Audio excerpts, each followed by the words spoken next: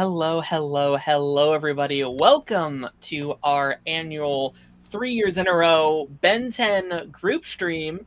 Hope everyone is having a wonderful, amazing, fantastic day. We are joined by a wonderful panel, some returning guests, some brand new guests to the show. We're going to go down the line and introduce everyone one by one. Returning for his third year in a row, SMV is back. How's it going, buddy? How are you? Great. Got the Wild Mutt shirt on. I'm ready to go, dude. Hell yeah, it's great to have you back. Last time we talked Fantastic Four, I think back in. Oh yeah, we did. That was fun. That's Yeah, a year man. ago. Yeah, hell yeah. Yeah. Oh man, wow, that movie's so old now. Yeah. Joining the panel for the first time, but not the first time I've worked with him, Mr. Gray Matter fanboy. Gray Matter, how's it going, buddy? Greetings. I am doing good. It's great to be here. I've seen a few of these yearly streams and I was like, man, I'd love to be on one of these. So I guess here I am now. Absolutely, yeah. I think you commented under one of my tweets being like, yeah, I'd love to be part of one. I was like, oh, absolutely, I love your stuff. So I made sure to have you on a regular thing that I did first. We ranked Ben 10 villains, I think, which was very fun. Yeah, it was fun. A couple months back. And yeah, that was great. Returning with us once again, he obviously had to miss out on last year's events, unfortunately, due to real world circumstances, but he's back with us. Des, how are you, my friend? How are you doing? I'm good. Movie industry is very busy. Oh my god, Obsession is crushing me. We have 3 horror movies. It's sickening, but that Spider-Man comes out. Oh yeah, great movie, but it's killing me. It's killing me slowly, but you know what? Great movie. More movies to come. But I'm so glad that the gods of work gave me to the offs to be part of this. Absolutely, yeah. Yeah. Good luck this summer, as someone who works in the movie theater biz, because I can't imagine this summer. When Spider-Man drops, I am literally telling everyone, hey, you see me in the theater, off the clock, whatever. You don't see me in there. I'm there. It's okay. And another first time, or about the first time we've talked Ben 10, it's Mr. Chainsaw Reacts. Jordan, how are you? Good. Let's see what happens. I'm finally allowed to be here. Yes, because I had to. Someone calculated it was 1,600 days, or like close 1,700 days. I had to go through Ben 10 in order to be on your stream. So I appreciate you allowing me to be here. Thank you. Yes. No, shout out to Jordan. He went through on his channel all of Ben 10 Classic, all of Ben 10 Alien Force, all of Ultimate Alien, and now all of Omniverse, and is now one of the first people on YouTube to tackle Reboot, which is a great accomplishment. Crazy stuff. Yeah, well, depending on who you ask. Well, Reboot accomplishment. Yeah. It's noble. Well, it's a lot of episodes. I mean, just in the main continuity, isn't it like 218 episodes or something crazy like that? Something. Yeah. 80 episodes alone in Omniverse. So yeah. Absolutely, guys. No, but again, we have some fun topics planned today. We got some games. This is the first one of these annual streams we've done where there's actual Ben 10 content to talk about. Every time we've done this, like, we're doing this because there's not content to talk about, and we want to talk about Ben 10, and now there is. So we were the content. But let's take a look at chat before we get started into our first game. Cameron's in the chat, says hello, everyone. You're Batman. Spoiler alert. Not supposed to tell people that. Yeah. hello. Ben 10 Theorist is here. Hello, hey, Ben 10 buddy. Theorist. Hey, buddy. Says here. Kalo here. Kalo here. Well, hello. Kalo here. I guess. Okay. Kalo. They're saying they're here. Yes. They're here. Okay. Hello. They're here. Shut up. Hello, everybody, and remember, all praise Lord Savior Market. Yes. God. Yes. Apparently, you can be the next Santa Claus. I could, man. But yeah, we're gonna kind of get the ball rolling to get our stems, going here. I have a little game. I've gathered a couple of Ben 10 statements. They're not right. They're not wrong. They're just a statement about Ben 10. And I have one of these for each of you here. And I want you, when I ask you, I want you to say if you agree, if you disagree, or just what's your thoughts on said statement. SMV, I'm going to start with you. Yes, I'm gonna unload the comment. There you go. SMV, I'm going to start with you, buddy. Okay. Gwen would have been a better Omnitrix user than Ben. And I agree or disagree. You can say agree, disagree. What's your thoughts? I agree. I think we know that to be true. Yeah. Yeah. Yeah. Yeah, like she was ready to go immediately with that thing, dude. I mean, I'd like to imagine it would be the same in main continuity. Yeah. I'd be curious because, like, I think short term for sure. I think the answer is like, yeah, she clearly got a hang of it way quicker, way better. But also, I'd argue like some of the thing that's great about Ben is he thinks outside of the box and he does things that Gwen wouldn't have done. So I definitely think it's a fun question for sure. Yeah, I agree. She also has other priorities. She has other stuff going on. It's like she's probably too busy. Yeah. Yeah. SMV, you're up next, my friend. I'm not SMV. I'm sorry. You're a matter fanboy. You're next, my friend. Okay. Vilgax is the greatest Ben 10 villain of all time. We ranked villains last time, and I think you ranked him rather high last time. Yes, I did. Of all time, I mean, if we're talking about classic Vilgax, I mean, the legacy is there, but I feel like there are other villains that are up there with him. I think Agregor is pretty up there. I think the Hybrid are pretty up there too. Mm-hmm. I think even though Malturant wasn't like perfectly used, he's up there. Man, I'll agree. He has the legacy. I'll go for just the legacy. Okay. Yeah. Okay. Fair. I'm curious to hear everyone else's take on that too, because I feel like that one is a very hot take one, I guess. I kind of agree with that. It's like I said, the legacy. With Vilgax, no matter continuity, no matter what, he is always coming back. Further or worse, sure, but if you show people Vilgax who somewhat knew of Ben 10, they're gonna know who it is.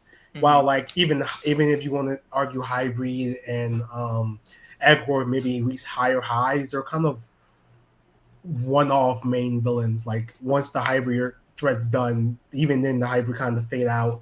Agor definitely just kind of drops he just disappears forever. Maltruant not really fair because Omniverse ended right when his whole thing was over and everything. So like not much about Vilgax. Like no matter what, I always see people say, "Man, Vilgax was on demon time when he popped up in the series and everything, even to the point where the arguments and everything." So I gotta put my hat in with Vilgax. Okay, fair. Guys, where's Dr. Animo? What are we talking about? I kind of think it's Dr. Animo, to be honest. For me, it's got to be either Dr. Animo or like the Hybrid. Like I love Agregor. That's probably my favorite like arc in Ben 10 is the whole first season of Ultimate Alien. But the fact that he kind of never came back in Omniverse, like kind of, especially with the rooters and everything, kind of took some points away from me. But he was an intimidating villain. Vilgax, it's hard for me to say he's my favorite just because it's like he's so ingrained like in my brain. It's like I don't even think about him like that anymore. I'm just like, oh, it's just Vilgax. Yeah. Like, so, but I think maybe Dr. Animo is my favorite. Okay. All right. You have that, Jordan? I see you pondering. I honestly don't know where I stand on it. Like I think you have to give props to Vilgax because he was the first. What is that noise? I'm hearing noise. What is that? Someone's smacking their lips. Sorry, it's distracting me to death. Like, what the hell is that? But Vilgax, you got to give props because he was, of course, the first, like, on the mission to get the Omnitrix. But then as you continue, as we've discussed, Darren, before, once you get past Classic, he starts to get diminished returns. Like, he's just not the same. They're trying to find new ways to do his character, but it's just not working. And then the nail in the coffin for me, I don't think, like, he is one of the best. He's just not the best, in my opinion, is when he runs away from Avriedel. Like, I understand they play as a joke, but it's now canon. It's a thing that's now in the show. And it's a thing now in the canon of the continuity. Oh, he's scared of this who gives a fuck villain. So, I just don't care. You got to give props to Dr. Animo. You do. He was consistent from the second ever episode of the show ever.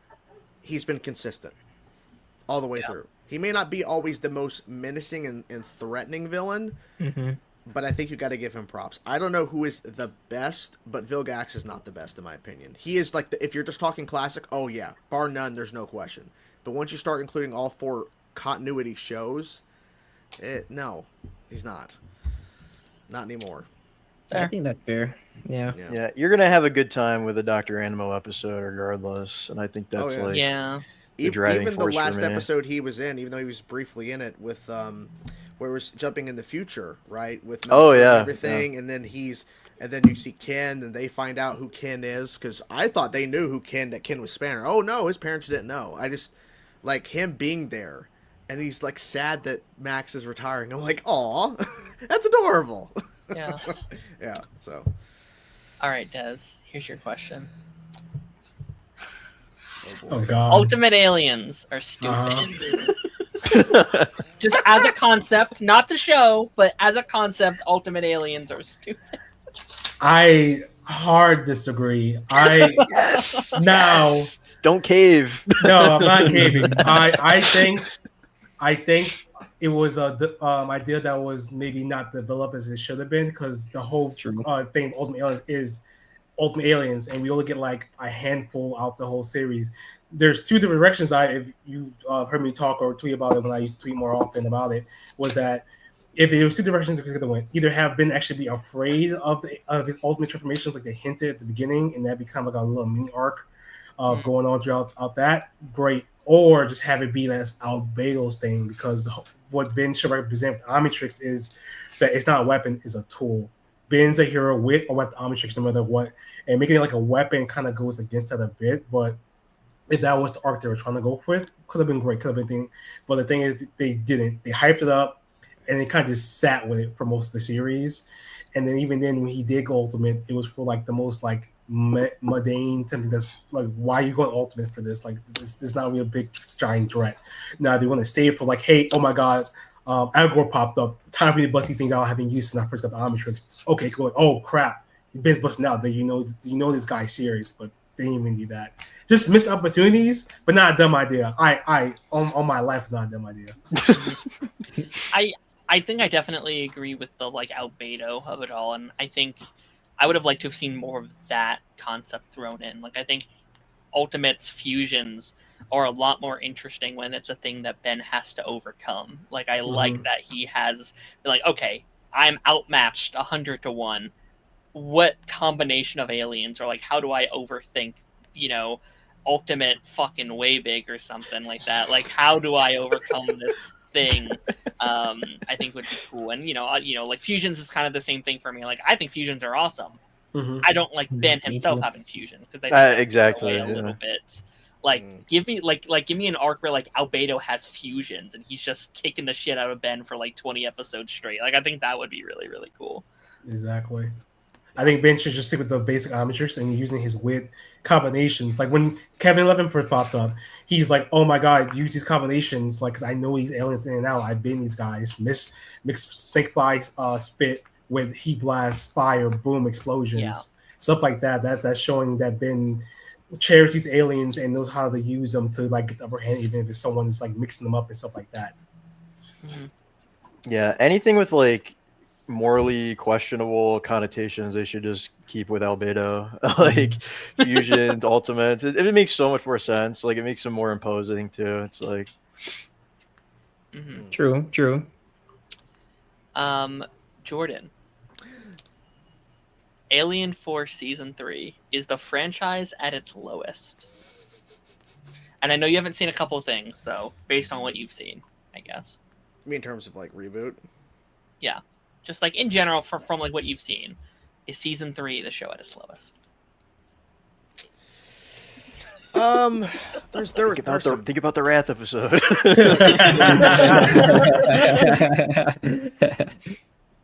I don't agree. Oh, this is why. There was some bad stuff in Omniverse. Just stuff like episodes and just things they were doing. I'm like, no.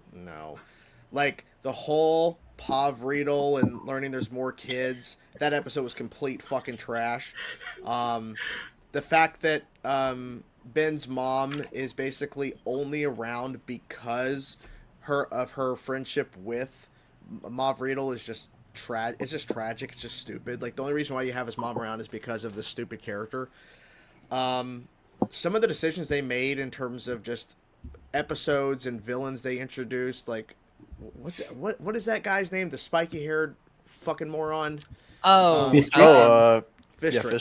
Yeah. Hate him with a passion. Hate that character too. Bro. And so any episode featuring him, especially like that wrestling thing where Rook became a bro, so stupid. I love it. Bro. It's just so there was some bad stuff. Yes, you could say and you could argue, sure, season 3 of Alien Force was crap because there wasn't good stuff.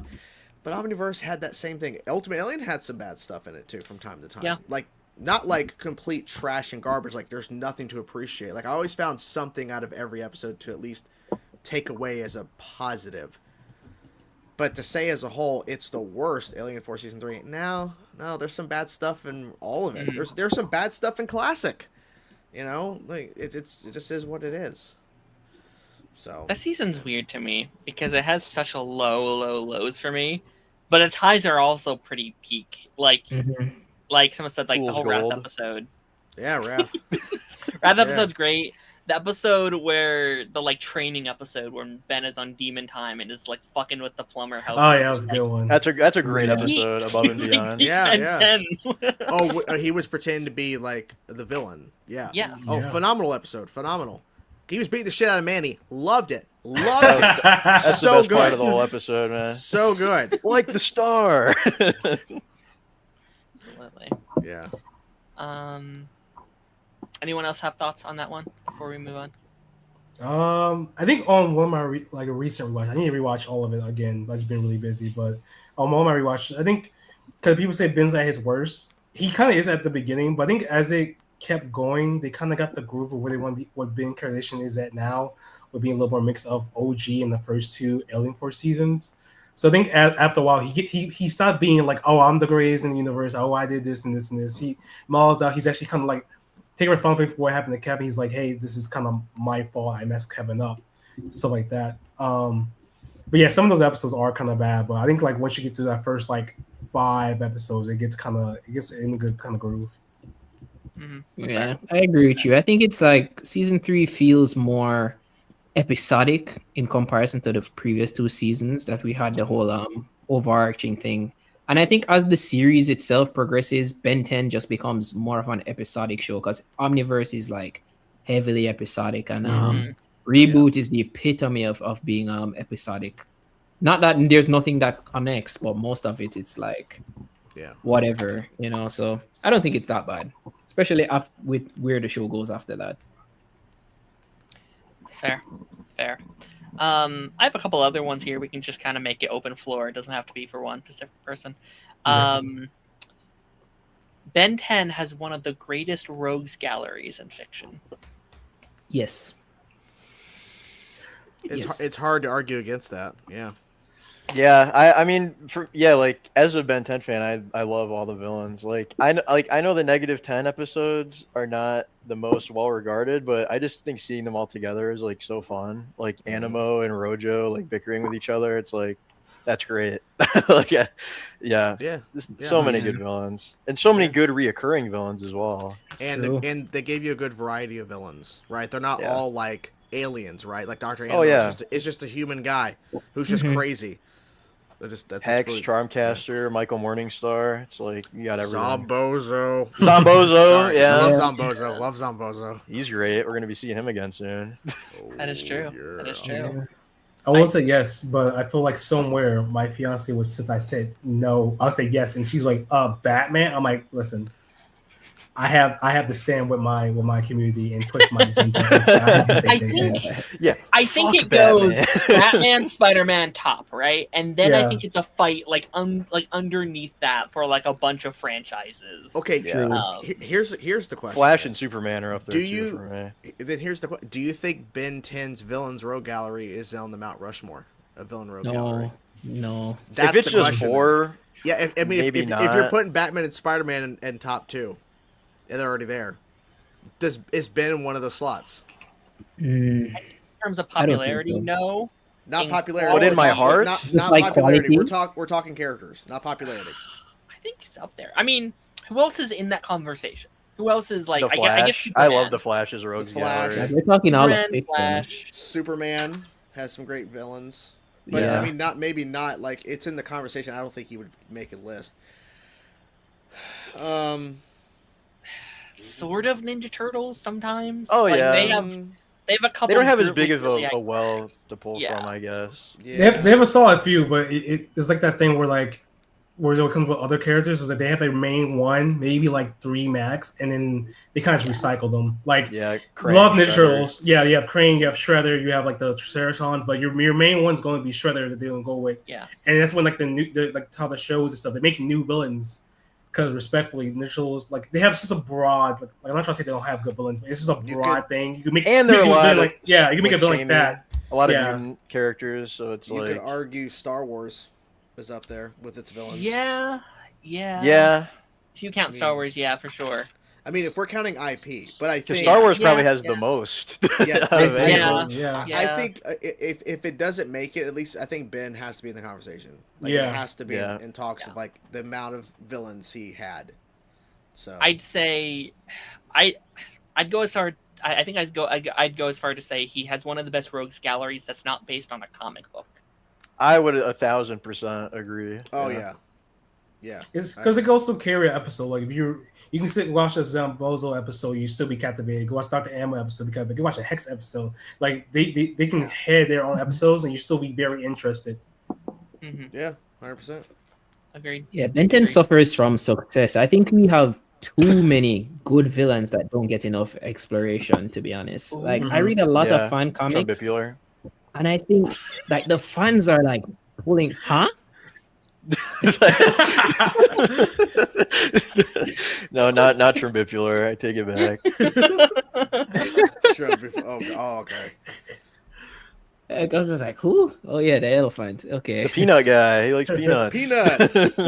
How generic.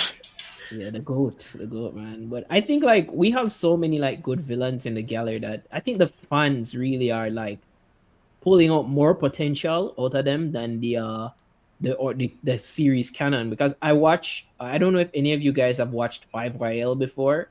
Of course. Oh yeah. Have not. Like, no, you should. It's really good. It's a fun. I am going to start it. I just haven't done it yet. Are you waiting until it ends to start it? No, I just haven't. I literally have the first episode. I'm gonna watch like I know YouTube upload they've done. I just haven't started it yet. I've been busy. I'm busy. Yeah, I get you. I won't spoil, but they do some insane work with. I think they wrote Eon better than the series has ever written Eon. 1,000%.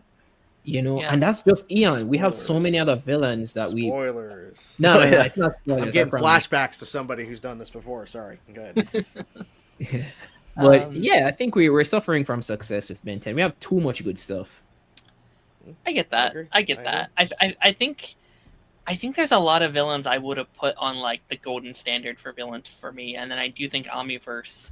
Not that I dislike Omniverse, but I do think some of the villains I'm like, maybe you should have stopped at a certain point. Like there's some characters where I'm like, Charmcaster, I think was at her peak, and then they did too much of her, and I was like, okay, well, I don't know. Oh yeah, because they were able to go darker, so they were able to do some more tragic stuff with her, and then they kind of walk it back in Omniverse. Make her crazy, talking to a bag, and then you find out why, but still she's crazy. Yeah, like it was a fun twist, but then she keeps talking to the bag, and it's like, all right. What do you mean? Huh? All right, this is my last real one. And I definitely want to hear everyone's thoughts on this. Alien Force has an overall better playlist than the original 10. Yes. Yeah. So the original 10 versus the like Alien Force 10. Yeah, I'm gonna have to look at the list. Hold on. It kind of hurts me. It kind of hurts me to say it, but yeah, it's better. Are we talking about like strength wise, or are we talking about like? I know. Are we only including the 10 like from each show? I'd say or are we just including... the 10. I'd say just the first 10 to the 10 of. Because if we're talking power wise, I think like the Alien Force 10 is definitely stronger. Oh, they're even before Alien X. Because I remember I asked a while ago, I was like, if Ben kept his original playlist in Alien Force, do you think like he would have like been as spicy as he was? And people like, no, he got slapped. Like, I think the hybrid would have destroyed him. Yeah. But, dude. What's Wildlife doing against the hybrid, bro? But we're talking about like more like which one I would rather have, I'll definitely probably say OG because OG feels more. Each alien feel a bit more different and different build wise and everything. While Alien Force, because also since it's more the art direction is more like superhero like, they're definitely more in the same kind of build wise and stuff like that. So I think I would definitely go more original. But if I need the power, I'm going for Alien Force. Yeah, I agree with you because I think the Alien Force playlist, everyone kind of, I won't say they all look the same, but it's a lot of humanoid characters, and I think when we have that diversity in the design, it's really good with the classic playlist. But me personally, I made a whole video on this talking about like every aspect of why I think what is better, from like design to power to all sorts of other stuff. I don't remember what else is in the video. It's like a year ago, but I do like the Alien Force playlist a lot more, especially as regards to the power aspect. If I was to pick, it's like a no-brainer. Alien Force also had a lot of aliens with multiple powers, I think, which kind of gives it an edge. True. Yeah, like even Humongosaur has got like more than one thing going on. Like for at least for a while. They were overly stacked. Combine things where it's like Echo was like Blitzwolfer and Ditto in one sort of thing. Yeah. I've actually seen a lot of like reaction YouTubers who are watching Alien Force for the first time, and they are so certain that the aliens, as soon as Swampfire shows up, they're like, "Oh, they're fusions." I'm so glad I never thought that because I feel like no. I don't blame them either, but it's like, yeah, I don't blame them either. I think that's like for a first-time watcher, I think that would be like a pretty normal conclusion to draw. Yeah, I'll never forget when they first announced Alien Force because like I was on the Cartoon Network website going to the aliens and everything. I was like, okay, so Swampfires is the new Heat Blast, but fused with Wildvine. Got you, Humongosaur. Okay, the new forms, cool. Just going like I was such an fan from everyone. I was like just going through everything. I was like, okay, this is new. This is new. This cool. Let's keep moving. I don't know what I'd pick. I don't know. Because I'm thinking of a few things specifically. Classic, you have Heat Blast, an iconic like alien that I just can't like get out of my head. I just love that character. Diamond Head, Accelerate, and also you got Ghost Freak and Upgrade. I mean, like just iconic for sure. Yeah, but then when you go to Alien Force, it's like, oh yeah, so you have Big Chill. I love Big Chill, not the redesign, the original. Yeah. Okay. Humongosaur's great, all that stuff. I like Brainstorm. Alien X is cool, but I understand the reason why he doesn't use them. But I might go classic, honestly. I might looking at it because I mean, yeah, sure, you could do Alien Force, but the one you really want for power, Alien X, he doesn't use. Because he basically has 9. Yeah. Well, OG you get 9 as well because Ghost Freak don't break out and try to kill you and everything. That's true, but then they immediately put Cannonbolt in there. So yeah. Well, joining us, Ramen is here. Hello, Ramen. Hey. How's it going, buddy? Welcome. Oh, you're muted, bud.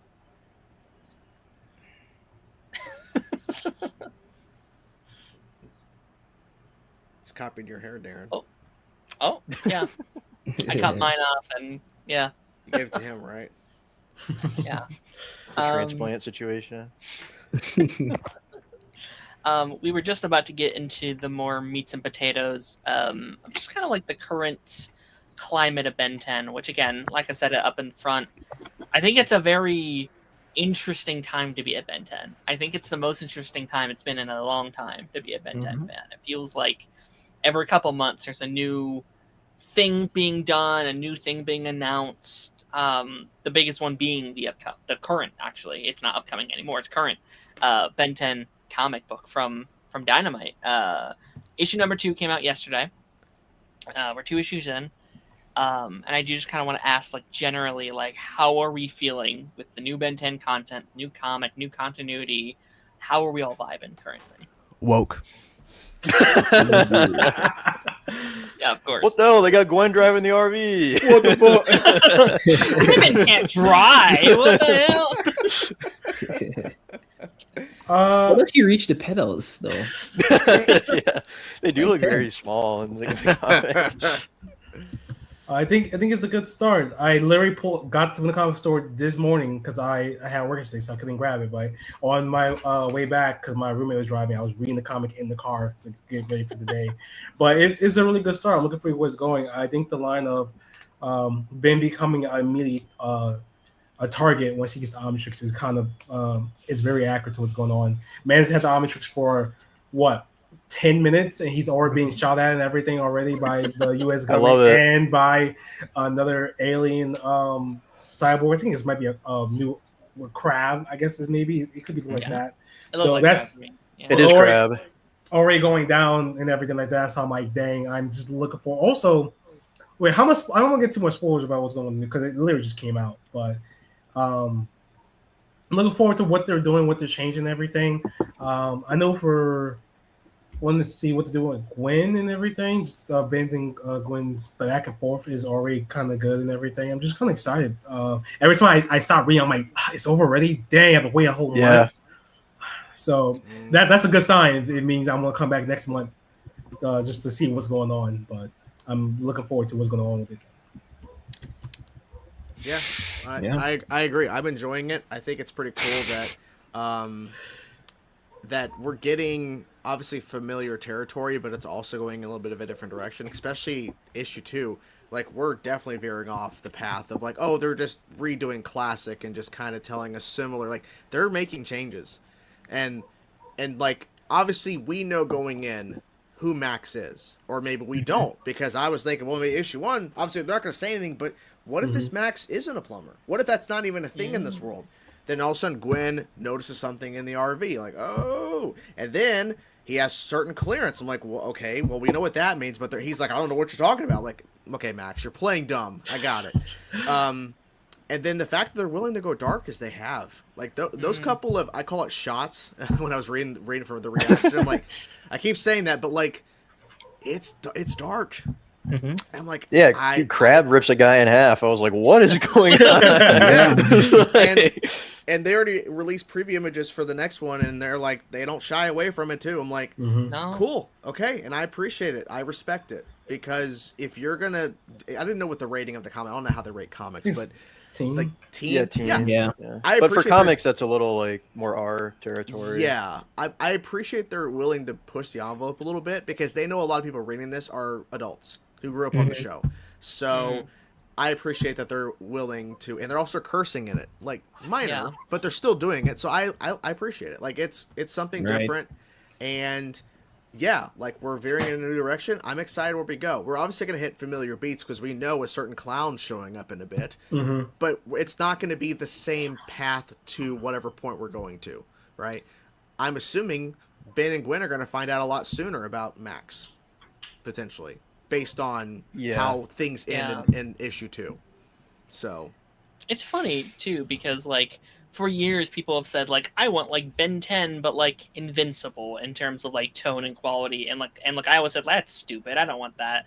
And then they did this, I'm like, well, that's kind of the tone actually. Like it is a world where people can just get cut in half and you'll see blood and no curse. Like it is kind of that same level of maturity, I guess. And so I'm curious how that's going to go, because like I think you have to pace yourself with it. I don't want to see blood and gore every episode like every issue in my Ben 10 comic, but I think if it's in like moderation, I'll be okay with it, I think. Yes, go ahead. You guys can hear me, right? We can hear you now, yes. Okay. Well, going into this comic, I didn't really expect, much, but I do like how they modernized Ben 10 for a new audience, and they and all the changes they made. It feels like Ben 10 grew up with its audience. It's going all out. Like it's clearly for fans of Ben 10, but also like it's not playing it safe either, which is what I like. I also like new changes with the aliens, although some are a bit to get used to, like Cannon Bolt's design and stuff like that, but it's I do like when you look at them, you get used to them. It's it's clearly a much different take on Ben 10, and it's a really good take. Like I actually really like issue 1. Like I'm not really like a comic guy. I don't really be collecting like stuff like that, but like this is like the first comic I like actually went out and actually bought. So like I'm really enjoying the new issue. I love that like, because I do collect comics like regularly, so I love that this has like gotten people who wouldn't have like otherwise to go out and buy. I mean, the issues 1 and 2 have seemed to be doing like super well, so performing like, very well. So yeah. But yeah, I guess I'll get into my thoughts now. Sure. If issue 1, I was kind of iffy on because it was like it felt like they covered like the first third of the first episode, so and very quickly. So I was like, okay, I hope we don't spend too much time here. But issue 2, I read it yesterday, and I was like, man, I actually am like really liking this now because it seems to be diverging. Like I really like that Max, Gwen, and Ben are all kind of going on like separate little not, I mean, I guess adventures, but they're all kind of doing their own thing. And I love the stuff with Mac. I love that not even Colonel Rosum like knows like what his clearance is, because that was the thing in Ultimate Alien. Like everyone in the military was kind of like familiar with the plumbers, so I appreciated that as well. Yeah, I liked issue 2 a lot. It made me a lot more excited to see like if this is how they're treating Crab, like what are they gonna do with Animo? What are they gonna do with Vilgax? It's like it's exciting. I think and I think the art I wasn't super crazy about in issue 1. I think in issue 2 you can already see it's kind of like we're kind of solidifying like how these things look and like the designs of the characters. Like Ben and Gwen already look different than they did in issue 1. True. So that is exciting for me. And I've seen like some of the previews of the covers of upcoming issues, and like Ben, you know, he's got a different shirt on, he's got some longer hair. I'm like, I like this. I like where we're going. So it's yeah, I'm in a good place right now with it. That's probably fun. I just love that it exists. I love that it's out and we can read it and it's real. Yeah, I think the Colonel Rosum thing was like my most like, oh, they're doing that now. Yeah, like, and I think that brings me a lot of faith, because I do like so far where obviously it's taken a lot of inspiration from Classic and Reboot, obviously, but they're very much willing to be like, okay, here's bits from Classic, bits from UAF. Not yet, but I assume they might take some things from like Omniverse in terms of like storylines and stuff that they could throw in here. And I do really like that this could potentially be some of those mosh posh across the franchise. And I think one of the things they said really caught my eye, where it's like they kind of want this to be like the ultimate Ben 10 experience, where there were so many ideas and things, and like they didn't have time to really think too far ahead when they were making the show the first time around, and they've had all these years to like, this is the like definitive Ben 10 story. And I think that's kind of a cool thing, in the same way that like the like Invincible series is like, well, this is like the ultimate version of that story that they want to tell. And there was so much continuity stuff back and forth and changes between writers and shows and people, that this can be like, no, they can really streamline the story, and I think in an interesting way if they pace it right.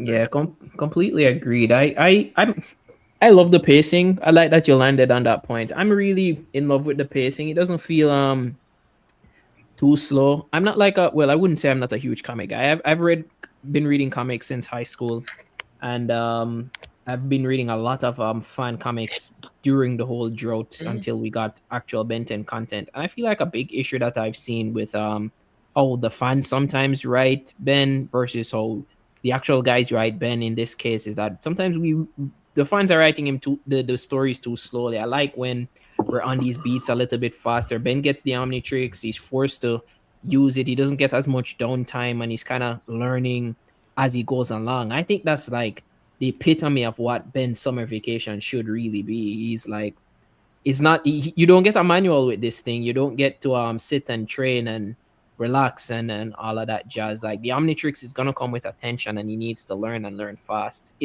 I made like a good parallel to it this today in my video, where I said I think Dynamite Ben might be the strongest Ben we've ever seen, is where I make a parallel to him being just like Gohan when at the start of Dragon Ball Z. Damn. Yeah, because like Gohan is kind of like thrown right out into the deep end. He's like 4 years old. He's fighting Raditz. then he's fighting Nappa and Vegeta, then he's fighting Frieza. And I think Ben fighting like Crab basically on issue. Well, I guess the next issue he'll fight him. Fighting Crab in the next issue is huge because he has no experience with the watch.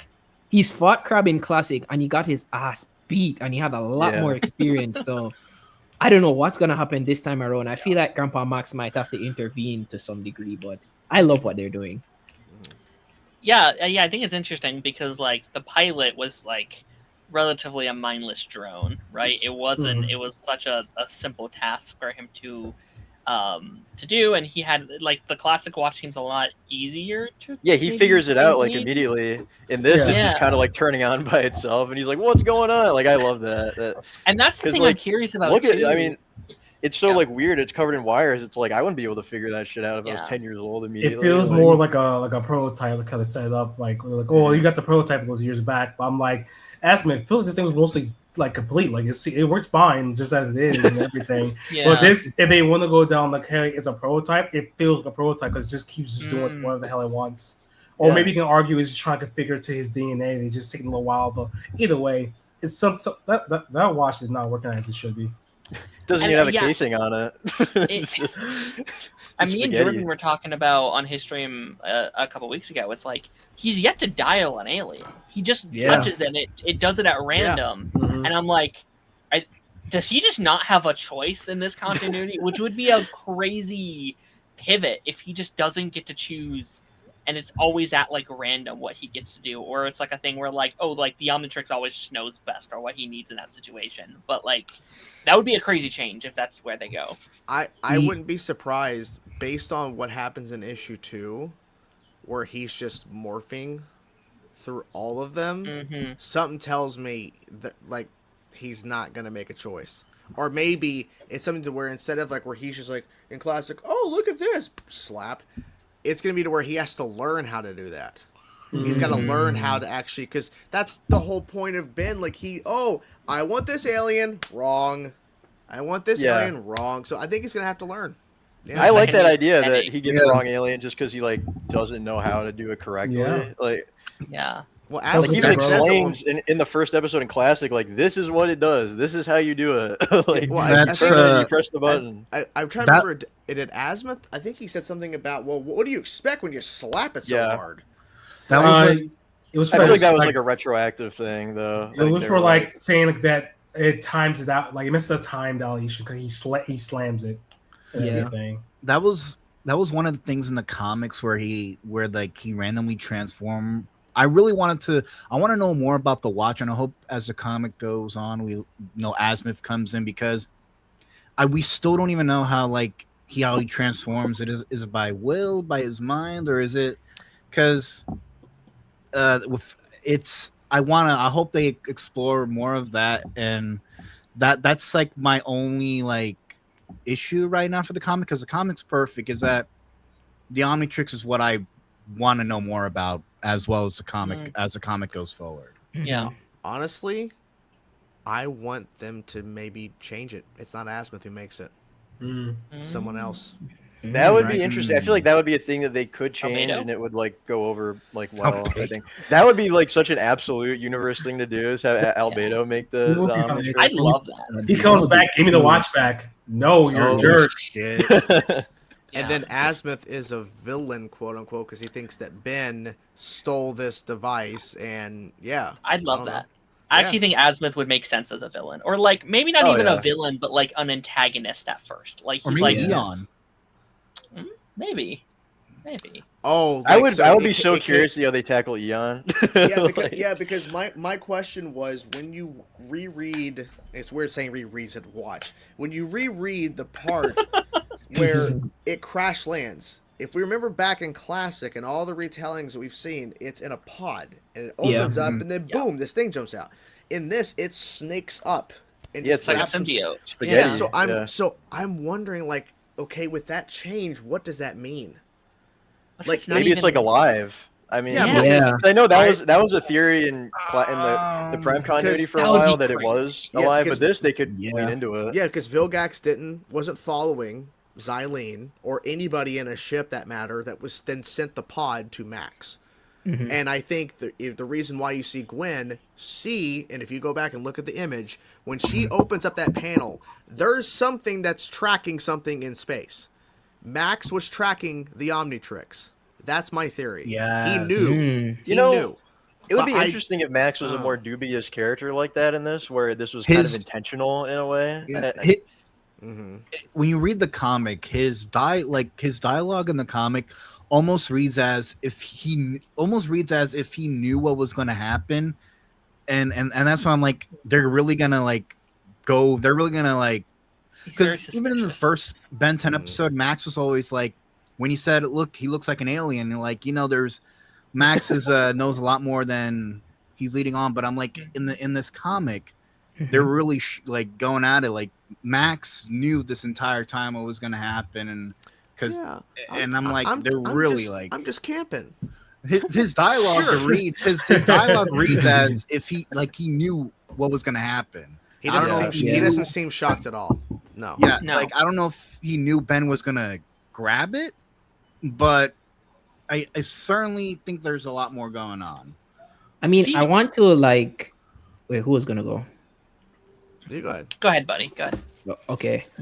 So yeah, I want to really balloon on that point. I was watching the Ink Tanks review and they had a whole different interpretation of that line. I view it the same way you guys view it. I was like, okay, Max knows what's happening after he saw the green smoke and stuff. But Kuro's interpretation was saying that he knew that Ben would have just been a hassle to deal with and getting himself lost in the forest. I think that's their interpretation of what he could have possibly meant. I think as it regards to the watch being tracked, I think it's a case where the RV was tracking the watch, but Max, he was outside the entire time. He hasn't gone back in the RV since Ben ran off. So I don't think he is sure of what's happening, but I think he definitely knows that there is something up that isn't normal currently, especially after he just walks into a big old army base in the middle of the forest out of nowhere. Is definitely like, okay, something's kind of strange here. And I don't know, I don't want to spoil. Did you guys see any of the pictures for issue 3 that Dynamite was? I probably did, but I don't remember what they were. I don't want to spoil them, but some stuff happens that kind of alludes more to that. Hey, we are not waiting a whole season to let you know that this guy's a plumber at all. I'll probably look it up after we're done with this. I'm gonna lie to you. Yeah. I appreciate that they're like kind of playing into the playful kind of like shadiness that Max had in season 1, but they're making it like an actual like thing, like what's going on with Grandpa Max. Yeah. Like that. I also want to talk about like Gwen's character is actually a lot different too. Like I actually because I think in the first episode of Ben 10, I know it's like the pilot, they have to introduce all the characters. There's not really a sense, like we get Gwen's character, but it's not until maybe like season 3 where like Gwen's more fleshed out and she has more of a role. Like this one right away with like they gave her like conspiracy theory alien kind of vibe. I kind of like really dig the way they're writing Gwen. It's like a more fun, playful, and like it makes sense with like what's going on that she be theorizing and stuff like that. Like I really like Gwen's new character in this comic. I'm really curious what they land for her because again, like with that whole like streamlining thing, Gwen has probably had more retcons than any other character in the franchise. So I'm like, okay, which way are you going to go? Are we going magic? Are we going alien? Are they going to try and merge them both together? We doing Lucky Girl? Like, I hope they go straight magic. Yeah, magic. The dynamic is definitely they bicker a lot. I mean, that the original had a lot of bickering. I think people like the reboot Ben and Gwen because they don't really like bicker as often. They kind of work together, and I'm like, the bickering at times was kind of annoying in Ben 10 with Ben and Gwen. So I'm like wondering if they're gonna either tone it down, they're gonna amp it up, because that's like my only issue. Or what kind of relationship are Ben and Gwen gonna have? I'd like if they streamline that too. Like I don't mind if they bicker, but it would be cool to see like a journey between the two of them, because like in classic it's an episodic show, so like each episode is like, oh, they hate each other, oh no wait, they they are nice to each other, and then next when you're not so bad after all. and then it status quo. it would be cool, like, start of the journey they hate each other and you see them warm up to each other episode by episode, and by the end they actually do become good friends. Like, that would be cool to see that journey. Because when you get to Alien Force, they're basically brother and sister. Yeah, and they skip their journey. They still bicker, but like they work together. But it's different. Yeah, all magic. I understand, like, part Anna died. We're expanding the universe. Nah, magic, come on, magic. Yeah, I want to see what Hex, if they do Hex, like how that'll go. Yeah, like I'm ready. I hope we get Hex and Charmcaster. Yeah, I would love that. Oh yeah, I think we will. What I'm most looking for from the comics, just consistency. That's like the big problem with the Ben 10, especially with, like, even with going from different series, is that, like you guys said, we have them. Oh man, we're learning a lesson. Okay, next episode. Well, we have to keep having writing the same way we have been writing the entire time. So let's just go right back. So hopefully they can get that fixed and be more consistent with how we want these development, character directions, everything going moving forward. Agreed.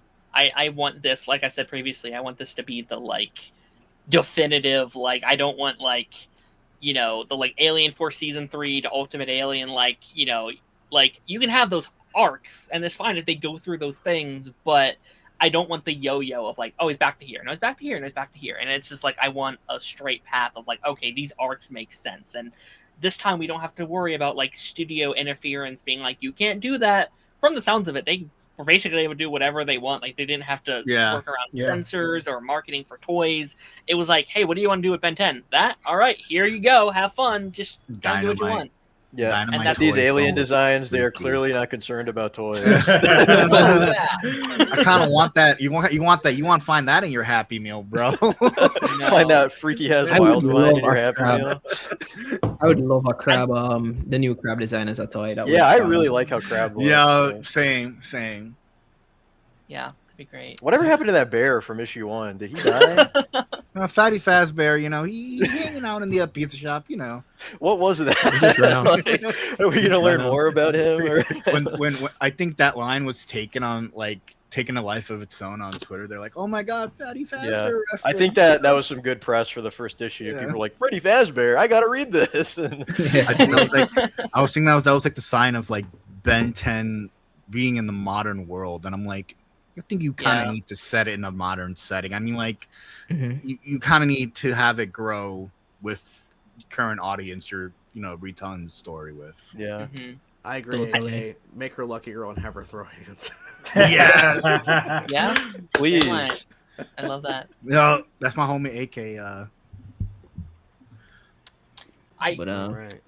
I also really liked and we haven't dived into it much. It was only an issue 1 thing, but I do really like the concept of the divorced parents side for Ben. Oh yeah. Because Ben has always been, like, he is the one superhero without turmoil, really. Like, he's pretty much had a perfect life. He hasn't he hasn't had his Uncle Ben like moment. Wally West. He's very perfect, and I do like adding nuances to that, and I feel like there's a potential for a really cool arc for Ben where he uses being the hero, he uses these aliens as a way of literally stepping out of his life and focusing on this other thing as this way of escapism for what he's currently dealing with. It's very, I mean, who else here really cares about Ben's parents? I think, like, I think the series wasn't really concerned about writing the parents because their characterization flip-flops between the original and Alien Force. Like, especially after Race Against Time, then they just became that. Race Against Time, they're like hippies or whatever. They're like free spirits. And then you go to Alien Force and they're like concerning parents. And I'm like, okay, maybe the weed or whatever the hell they were smoking wear it off. Now they're concerned. And Sandra seemed pretty consistent throughout. I don't know about Carl. Where was he during Omniverse?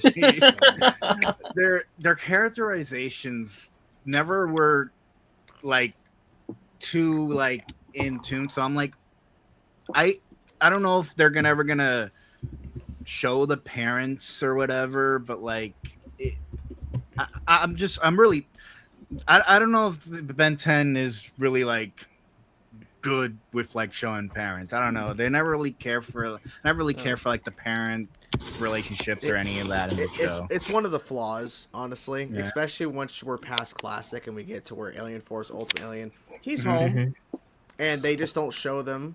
I just think it kind of hurts, I think, a little bit of Ben as a character, because he has a mom and dad, and they're home. And especially when Ultimate Alien started out and we find out, oh, Ben's been exposed, I'm like, okay, well then I'm assuming in my head, oh, we're going to see more of the parents, because now they have to deal with the fact that their kid is Ben Tennyson, the hero.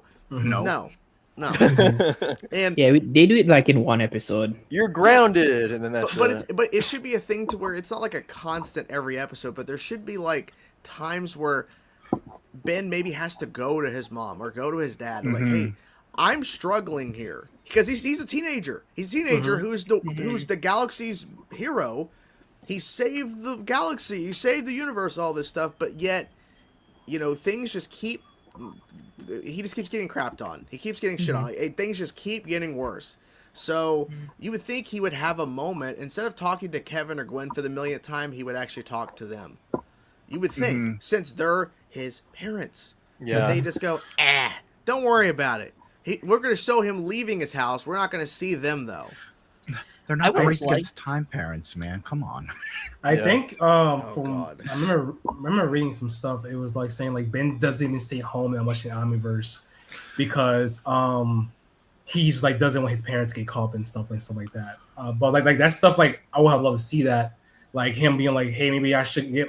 I think he even said like he was coming to get his own apartment just so like he can keep them safe and stuff like that. I'm like, that's really a great episode or moment, because usually when Ben has issues, he goes to Max, which is nothing per se wrong, because he's been like he was who made him who he is, and to the point and everything. But I think I mean, I love to see like him complimenting more stuff like with his schoolwork, because I think even it wasn't an Omniverse thing, saying like his teachers at this point were just like, go do your own thing. That's why he's not in school in Omniverse so much. He basically has a free for all pass to go leave school anytime he wants to go do hero junk and stuff like that. But I love to see that more than have to read up on that stuff like that. Because I really like the Ultimate Alien episode where we see Gwen's point of view of her just going to school. That was great episode. Yeah, so why couldn't we have done more stuff like that? Now, I understand it takes away from the action, it takes away from the storytelling of Ben 10, the hero. But they have regular lives. Like, stuff's happening outside of these episodes. Like, what is happening? What I think. We talked about it when you finished Ultimate Alien, Jordan. Did we? We talked we talked about the so many shows ago. Yeah, what are we talking about? Episode 2, I thought was such a fun concept of episodes where like all his villains are coming out of the closet to go after the parents. Grandpa Max is outside beating them all up. So.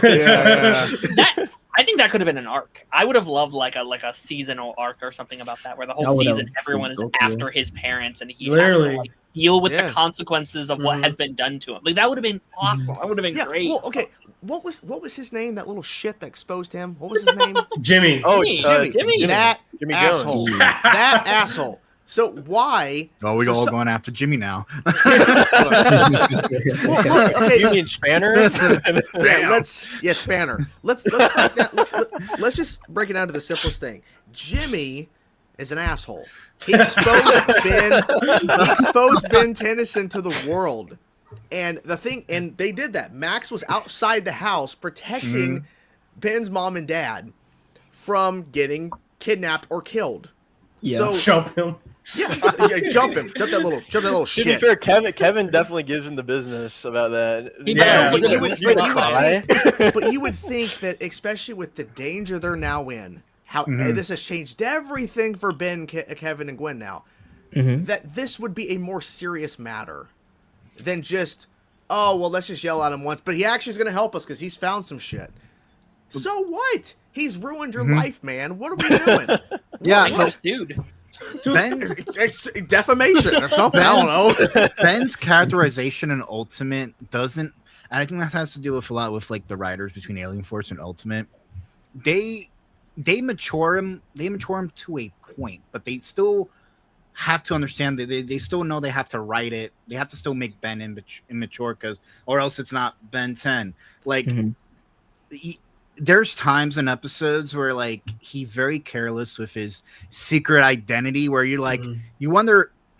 He should have gotten exposed long ago in like OG in the OG series. There's multiple times where he's transforming in front of people, or he's like, and I'm like, I know it's Jimmy is the one to be the catalyst, but like if it wasn't gonna be him, it was gonna be somebody else. He was turning into gray matter at the water park. I'll tell you this. You know who it should have been?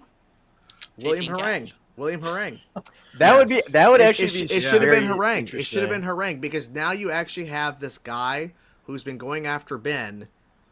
Now you actually have a true villain that's outside of the traditional villains. It's now a human guy who sees him as he's this J. Jonah Jameson, right? That's who he is. Okay, well then have him expose Ben. Don't have some little kid who's a big fan. Like, it just feels like. It feels like they wrote themselves into a corner. Well, we have to make another show because we got to sell toys. We got to have something. And Cartoon Network's forcing us. We got to make a new show. So let's have Ben be revealed. Okay, but who does it? Some random kid. You hoping for the new Jimmy toys coming out? Oh my god! I would buy them and break them. To be granted, on the secret identity thing, I think most of his villains knew who he was. They just didn't really care. They were like, him do, and that's I'm not even saying that. I'm saying the whole world, the galaxy. Yeah, knows. the whole world. Yeah, that's my issue, because now there should be actually more repercussions, because. I'm not trying to make comparisons to the MCU, but think of Civil War. Like, once now they're starting to put these heroes in check. I'm not saying have that be a plot line, but there should be something to where maybe there should be some sort of thing, because he destroys shit all the fucking time. Yeah, it's non-stop. Does not go around wrecking stuff. Exactly. There should be something to where he. Yeah, they did dox him, so they knew. Yeah, at that point they actually know where he lived at. They were like, "Hey, go. He lives here."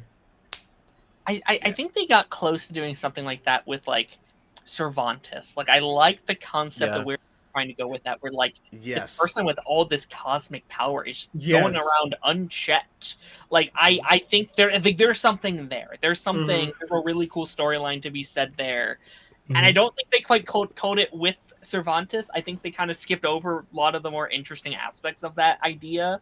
But Jordan, what happened?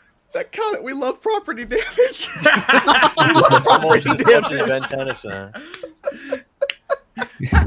Ben Tennyson would break the Jimmy action figure too. Yeah, but I agree. Wow. I think Cervantes on paper concept is amazing villain.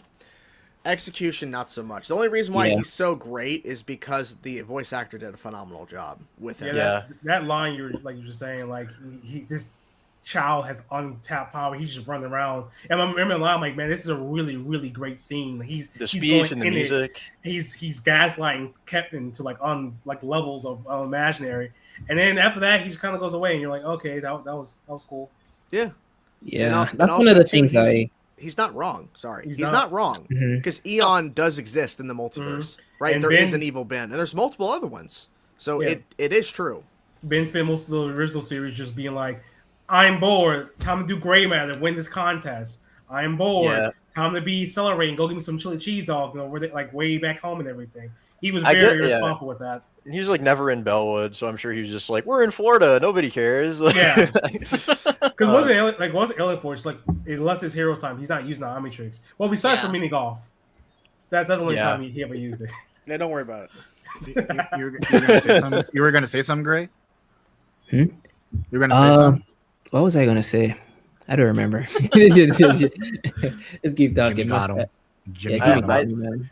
I think in my head, like the process that they went through made sense, where it's like, okay, we don't want to deal with the secret identity stuff now that he's in Bellwood. We'll have an episode where someone outs him randomly. We'll have the episode where the villains go after the parents, and then we're done. And we will never talk about it again. But they still kind of do with him being like famous now, so like they do the I guess the secret identity and the follow up of that. Like, all right, but now he's famous. Like he's doing like events and signing smoothies. All that kind of stuff. Yeah, I think they take that to 11 with Ben 23. Like, because him being fame. Sorry, go Gray. No, you go ahead. Go ahead. I'm still gonna be on the same point. Yeah, you go ahead. Yeah, because him being famous in Ultimate doesn't, or it only plays in for like a few episodes, and then everything remains the status quo. That's the thing. It's like it's not a big reveal. Once the big reveal happens, pretty much just Ben 10 all the way through. It's like, yeah, a few episodes, you sign smoothies and all that. I'm like, whoever brought up the Ben 23 point I think Ben 23 did the whole Ben being famous thing correct. It nailed Ben, how Ben would be if the fame got to his head. I think Ultimate Alien, they couldn't change Ben's character too much because he still has to be somewhat likable, but like the show has to remain the status quo going forward. I love the scene towards the what is it, at the end of the Ultimate Kevin arc. I love the scene where Ben's like, I've been as big of a jerk as I ever have. Like the fame's got to my head, and I wish there was more build up to that moment. Like, I feel like this franchise does a thing where it's like they know the issues sometimes in the writing and they will address it. But once they address it, they also don't change it from that point forward. It's like his head, and he has like he just forgot he said that, and it's like, oh, like I like the build up to that. Like I like the idea of that and that being an arc for him. But it's not really an arc. They just say it and then they move on. It's like his talk with Max when he's like going to decide to kill Kevin. Yeah, I always I'm having so much fun, but I always told myself when it gets serious, I got serious. I'm like, bro, you guys have so many good lines, so many good scenes of Ben being this better character and learning. But then you flip back, and then it just feels like he didn't learn a lesson. You're just having like a cool moment, and you're just brushing past it. Yeah, I just think because I think the arcs themselves, like especially the Agrigor / Ultimate Kevin, it's like the tone was already serious, so they probably use it as an opportunity to like, let's get some good stuff in here, like character wise, and then later when we go back to like a Mav Riedel episode, we can go back to the status quo. You're so right, and I think that inconsistency is kind of one of the worst parts about the show overall. I think that's why people can really like praise Alien Force season 1 and 2 so much. It's probably the most connected, well-written piece of like Ben 10 media like ever.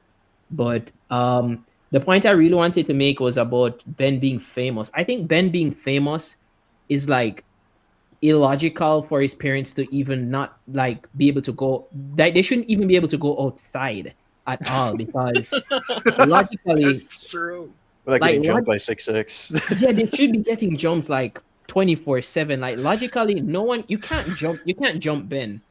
Logically, I don't think Ben just loses. Ben doesn't even lose like 3-on-1s. I remember the episode when I think it's called Fused in Ultimate Alien. Ben was asleep, and the amphibian Ampiri, the alien, he jumped Ben in his sleep and ended up losing the fight anyways. And then Ben 1v10 to the -10 with 4 arms, and he was like doing pretty well before he jumped out. He was cooking. So I'm like thinking, Ben, you cannot run the 1s, you cannot run the 10s against Ben. I'm going for his parents. But we're never hearing about that enough. You know? You cannot run the 10s against Ben. Put on the shirt.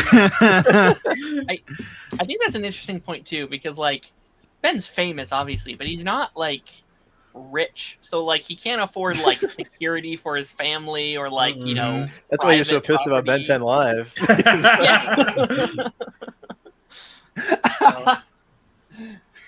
Yeah.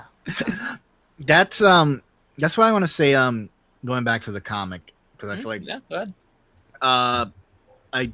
It's crazy how much the military involvement kind of like changes the feeling of Ben 10, because it's like it almost feels like it works like in the original series. Like I would love to see how the military would go after Ben in the original series, like sort of this game of cat and mouse. And I like how the comic introduces them as this big overarching threat that Ben has to overcome. It's like, right, so like we already got our villain right now, and then we got like the potential of Vilgax coming now, and we got like other villains coming on. Like the comic has a lot going for it, and it's treading a lot of stuff that I would have loved to see in the original Ben 10. And it's not necessarily like Ben being famous because, again, as I said before, Alien Force or Ultimate Alien did not know how to do it. Omniverse had a lot of good ideas and they executed them very well, especially with Ben 23. This, and I think the military involvement could fit in the original Ben 10 series. The comic really, I think they tampered with it a little bit in Well, classic. with Steel. Yeah. They wrote him off for one episode. Yeah, they dropped. They're like, no, that family's normal. Let him go. He was so But good. then they ended it, and he was like, keep an eye on them. I really wanted them to like go back to that. He should have been like an overarching threat. Like that's the thing in Ben 10, the original series. they write these characters as one-off characters, but you're like, they're interesting enough to appear throughout the series, and I think Steel would have been a really, really good fucking antagonist. Yeah. Fucking Ben. Mm-hmm. Yeah. Yeah, and then he comes back in Omniverse, and by the time you get there, it's like, who is this again? You forget who he is. He's like, Ben, it's been years, and everybody else is like, who are you? Oh, Still from that one-off episode. You're watching that 6 a.m. morning. I'm pretty sure he was voiced by Yuri Lowenthal in that as well, and that I didn't like that. I liked his old voice. I would have loved to have seen his reaction finding out it was Ben, just being like, I knew it, motherfucker. Exactly. Yeah. Wolverine should have hit up his line. Do you know anything about this kid? Oh my god, man, dude, I can just imagine like there's some episodes in the original because I'm currently like on doing like a rewatch Ben 10 rewatch podcast, and we're like on season 3, and there's some hit or miss episodes in season 3. But like, oh man, dude, the Steel as this overarching threat would have been something, dude. It would have like, I feel like it would have like made the series like a little bit better. Yeah. True. And it looks like they're maybe giving Rosem kind of his spot in this now, which I don't really mind because I liked him in Ultimate Alien as well. So curious to see how far they'll go with that, though. Yeah. For sure.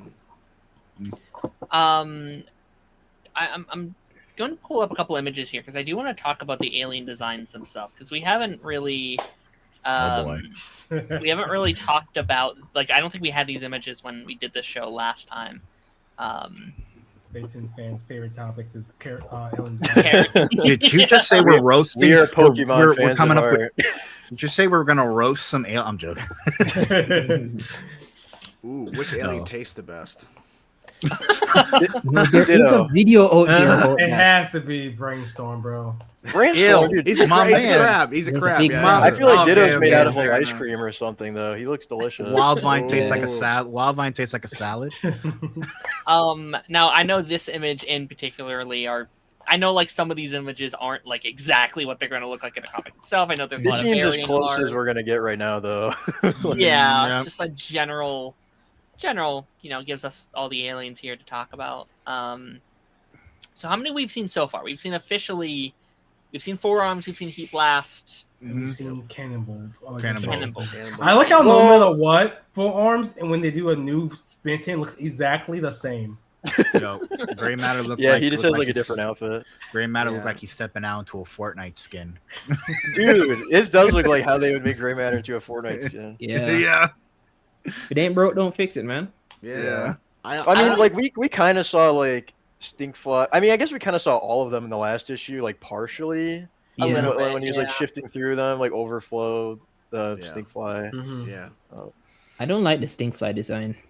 I kind of like it. I need to get a better look at it. It looked really cool on the cover for what is it, issue 4, where there was a cool variant with Stinkfly on it. I liked it there. I need to get a closer. They're going more bug-like.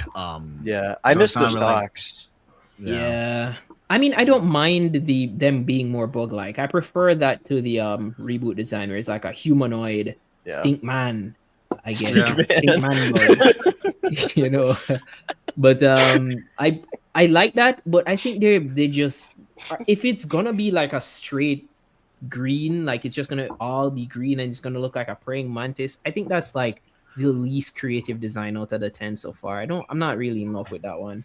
Hopefully they'll mix up some more colors, just like we have Stinkfly with the black and white and then the green and variations of green. That was like perfection. Classic Stinkfly perfection. But Diamond Head has like the biggest glow up of like a character. Like, I think Dynamite's my favorite. Dynamite. I'm so Dynamite excited is for issue insane. 3 with them, dude. I think Accelerate might be my basically. favorite. Accelerate Designs is like like a from the Alien movies, Xenomorph. Like the Xenomorph. Yeah, It's like, yeah. like that. And I was like, this More is like a more dinosaur-like. unique one. Yeah. I honestly like the fact that it's like a good variation of like slight tweaks to designs, and then where you have like Heat Blast, where he's Heat Blast, but he has a completely different look. Yeah, and I like that. I like the He might variation. be my favorite. Oh yeah, like he looks more like molten lava. Especially in issue 2, when he was like waving his hand around and like the fire was kind of like following it. I thought that was really cool. Like, The artwork in the actual comic itself is really cool, especially how they're showing like the green kind of like haze coming off the Omnitrix. I just like small details like that. So I like how they're like designing certain shots, and especially with the aliens and with that amalgamation switching. I thought that was very like graphic and body horror-esque, but it also gave you a hint at what's to come. Yeah. So, Also like Overflow, which is again a reboot Alien they redesign, and I'm glad they're like everything. I'm glad they're like saying everything. Every alien in Ben 10, even the reboot aliens could be in the comic, and they just tweaked it up a bit. But like Overflow looks fucking OP as shit. Yeah, he's like a Titanfall mech. Yeah, holy fuck. Yeah, I agree. Upgrade, yeah. I think the only one I'm struggling with so far is Accelerate. I think that's the one Really? where I'm like, You're just a hater. I'm 50. I'm with him because I'm like 50-50 and like Accelerate. Like, I feel like if I didn't know, That I one would be variant for excited issue Accelerate. 2 with Accelerate on it is That was so really cool. good. yeah, that looks sick. I think But in I- some shots it looks better than others. Like I think some shots I'm like, that's Accelerate, and then there's some where I'm like, oh, okay, that looks kind of like him. Like that looks like I think the variant cover one, I'm like, oh, okay, all right. That's, Do you guys think that they sound the same? They would sound the same as they did in like classic, as like with these designs. I like because when I read comics, it's like That's I hear sick. like specific voices. Oh yeah, that's so good. It's like I wonder if this I love Accelerate that. would sound like classic Accelerate. I hope so. In my head canon, for yes, speed. it's the classic voices. yeah, That's just me because Grandpa Max. honestly, like, I think that's something that's really also underappreciated in classic is the actual voices of the aliens. Like they were so good. They had the best Yeah. IMO. So. Before D. Bradley Baker started doing like 50 aliens. Hey, Yo, I respect. He's I respect fantastic. I Bless respect his- him, but yeah, it Bless got his too throat, much. man. Yeah, give Yeah. credit to D. Bradley. That's Give credit to D. Bradley Baker. My man carried Alien Force and Ultimate Alien with like because a lot of those Ben 10 games, like Alien Force and Ultimate Alien, it's half of it is like D. Bradley Baker doing almost all the alien voices, and like Yuri, and I'm like, it's like both of them like doing a majority of those voices for those games and for the show, and it's pretty good.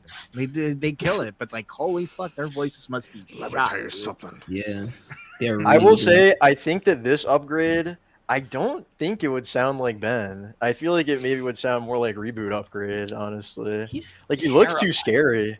Yeah, Like, he's got all, like, veiny and weird, like... a more Yeah, techno voice. Yeah, I think he's another one where I'm like, he's obviously awesome, but I'm also like, I kind of like him as like a slim little boy, like a cute little, Yeah. like. I don't like the vein texture as opposed to, like, the tech patterns. I think it makes him look, like, less unique. What about the Wildvine Swamp Thing kind of? Cause I know they're trying to go with the Swamp Thing kind of with Wildvine. Yeah, I don't mind it.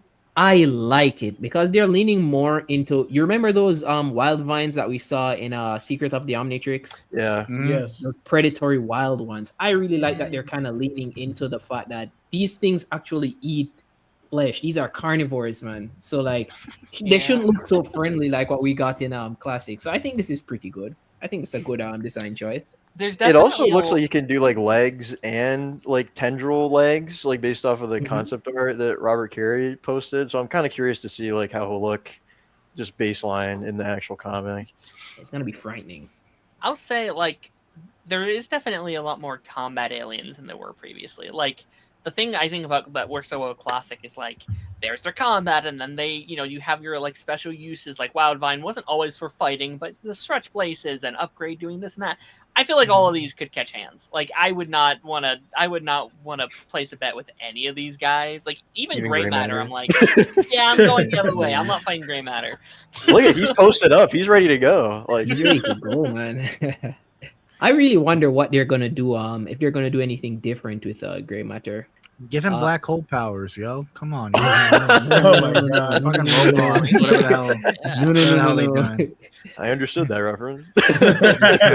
Like brainstorm, like give him like electric powers or something. I hope for Gray Matter they explain a little bit more like where the knowledge comes from. If he does like know external things, I feel like this is the kind of story where they would like delve deeper into that.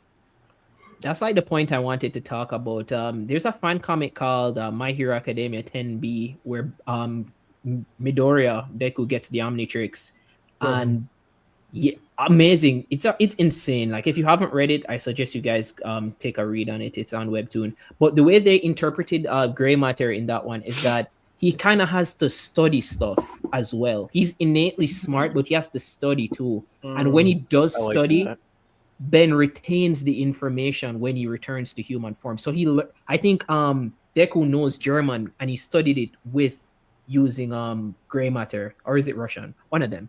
But I really like how they did that. I would love to see that in Dynamite would do that. Two of my favorite things right there. So I've heard of this before. I feel like I've probably read a little bit of it like back when it started, but yeah, it's kind of like the Flash. Like you just read like 1,000 books and just kind of like know like everything that happened in them. Yeah. Maybe I feel like you could do something cool. Like I almost feel like you could give Gray Matter like a Ghost Freak storyline where it's like he is sometimes so smart that he does things that aren't in Ben's best interest. Like he like maybe there's an arc where like maybe I'm better if I don't go back to Ben. Like I can solve world hunger and I can. This kid's stupid. And it starts beeping. He's like, no. He starts if it even beeps, who knows how that thing is gonna work? Yeah, like he could be like, whereas like like if I turn back to Ben, I can't save all these people, and like I need to calculate all the best way to save the most amount of people. It's like, oh, if I let these people die, then I can save these many people in like the long run, and it's like he developed another personality in that. Yeah. The Flash CW show is something like that where Barry got super. Yeah, the Flash, the Flash time or the speed thinking, it was something like that. Yeah, he made himself smarter to figure out like how to save. I forgot exactly what he was doing, but he made himself smarter, and he became. Everyone's like, "Whoa, Barry, become kind of a jerk." He was like, "Well, I'm just thinking of like the best possible options, everything." Yeah. So blah blah blah. Just remember that scene of him like throwing the ball and it bouncing around and catches it. He's like, "I'm smart now." Yeah, that's what I hope. Like the aliens in Dynamite look very serious, and they all look very stylized. I do hope like the comic does keep like that playful nature to that Ben has. I know they're going for more of a serious thing, but I think keep in mind that Ben is still 10. I do think they need to at least add some playfulness to his character in the comic. Like I still want to, when I'm reading him, to be able to see that he is still a 10-year-old at heart, like a kid, like a kid trying to, make sense of what he's doing and make sense of like the world. And like I think the key thing about Ben 10 is that you want Grandpa Max to be the the moral authority. He's he's the one you go for with advice. So I hope the comic as the comic goes forward, we see more Ben and Grandpa Max mentoring both Gwen and Ben in the ways of like becoming heroes and stuff like that. That's what I loved about the original series. I think in the first, I think my favorite bit of the first issue is when Ben, I think this Ben is very like autistic coded, which is I kind of like it a lot. But like there's the bits where he's like he feels like he's attached to his like sumo slammers because that's his way of like coping with what he's going through like currently. And I'm like, that's very like 10-year-old logic in my opinion, where it's like I can't control the world, but I can control this thing right in front of me, and this is what I'm into. Like I thought that was a really nice detail. And I respect that because when I was 6 years old, my parents divorced, and so I can understand that's like his thing, right? Like you have to like find your escape. So yeah, I think that is something they're going to obviously he has to still deal with, but also now he has this Omnitrix stuff to deal with. So I think we'll get the playfulness. I just think it's going to take time because this is because he's literally like when I saw him crying. I'm like, oh my god, he's been going through the ringer. I mean, he's 10. Dude, he's fucking 10. Dude, yo, when Gwen dropped that like bomb on us in like the first issue, I'm like, well, they're really not holding back. I'm like, no. I mean, I get why he is the way he is in issue 1, but I'm like, wow. I mean, like that's very almost in line with what Gwen would probably say in the original series. And I'm like, dude, I'm actually feeling for Ben as a character, which is like really good. Yeah. Yeah. I feel like the more we talk about it, the more I realize like how much thought that they've put into all of these like very like minute details, like the sumo slammers. Because like even that on its own, it's like you learn so much more about the character from something like very face value that seems face value, but it's like with the parents' divorce and like. He's obviously kind of like a rambunctious kid that like needs a thing to fixate on. It's like I kind of wish. No, this is a random tangent. I wish they actually released a Sumo Slammer comic, or actually or like that cards. would have been like with like cards too. Because I'm like in the Ben 10 episode, was it the game over episode? Yeah, I love that episode. Ishiyama. It's like the episode's so perfect. It almost feels like a pilot for like an actual show that you would want to see. Like that's what I'm saying. I this is just me. I really wish somehow Sumo Slammers becomes an actual like thing. Like it has the perfect name. It already has the perfect characters and the villain. And I think that episode Game Over, like it has the perfect setup for like something. Like I love like Ben is still attached to Sumo Slammers. It's a really good thing. Yeah, and the concept of the aliens not being in the watch too is just beyond perfection, man. Yeah. And then the idea that like Kenko the villain can also like grab the aliens as well, like if he gets to it first. That was so good. I would have loved to see him return in some capacity and like escape from the game somehow. That'd be cool. Like that seems like such an omniverse thing to do. I'm like surprised that they never. We needed more Mob Riddle episodes, you know. No, we did not. No, Kenko escapes from the game. Break my fucking headphones. Kenko escapes from the game and he takes the armor off and it's Arjit again. It's like no. Yeah, someone's. I think I forget. Someone said in the Mob Riddle episode where Vilgax ran away. Someone had commented saying if Arjit would have showed up, you would have killed yourself. I'm like, probably. Yo, you got a real. Thank God those two have never interacted on screen. Yeah, I hate Mob Riddle more though. Like, cause she is useless. No, like I don't want to get into this. This is just too much. There was like a second I liked it. There was a second in her first episode where like Ben's like, I'm a mother too. Like I have kids out there too. That was the only part that I remembered when I was watching it. That's the only thing. There's a sprinkle of something cool there. Like they're starting to, but yeah, everything else. You don't like that? That was more of like a big chill thing. You don't like that Ben's mom and her are like best friends forever? No. The only reason you're bringing Ben's mom into the fucking story is because she is friends with this fucking useless character. Bullshit. Man, don't worry, man. Billy Billings will finance this entire operation. Look, I should have known when Mob Riddle was making more Pretty Boys. I should have known that this was going to be a disaster of a character, and I was right. She's pumping those things out of that machine, man. One's dumber than the other, my man. Like the concept of Vilgax being more intimidated by an army of pretty boys than Ben is pretty like interesting. That's why he is not the best villain. If not you're at all. Talking about the entirety. Let me ask you something. Who do you hate more, Clyde 5 or Arjit? Hey man, I'm a Napoleon Dynamite fan. I like Clyde 5. Clyde 5 Arjit. Arjit's worse, no doubt. Clyde 5, he's a one-off. Clyde 5.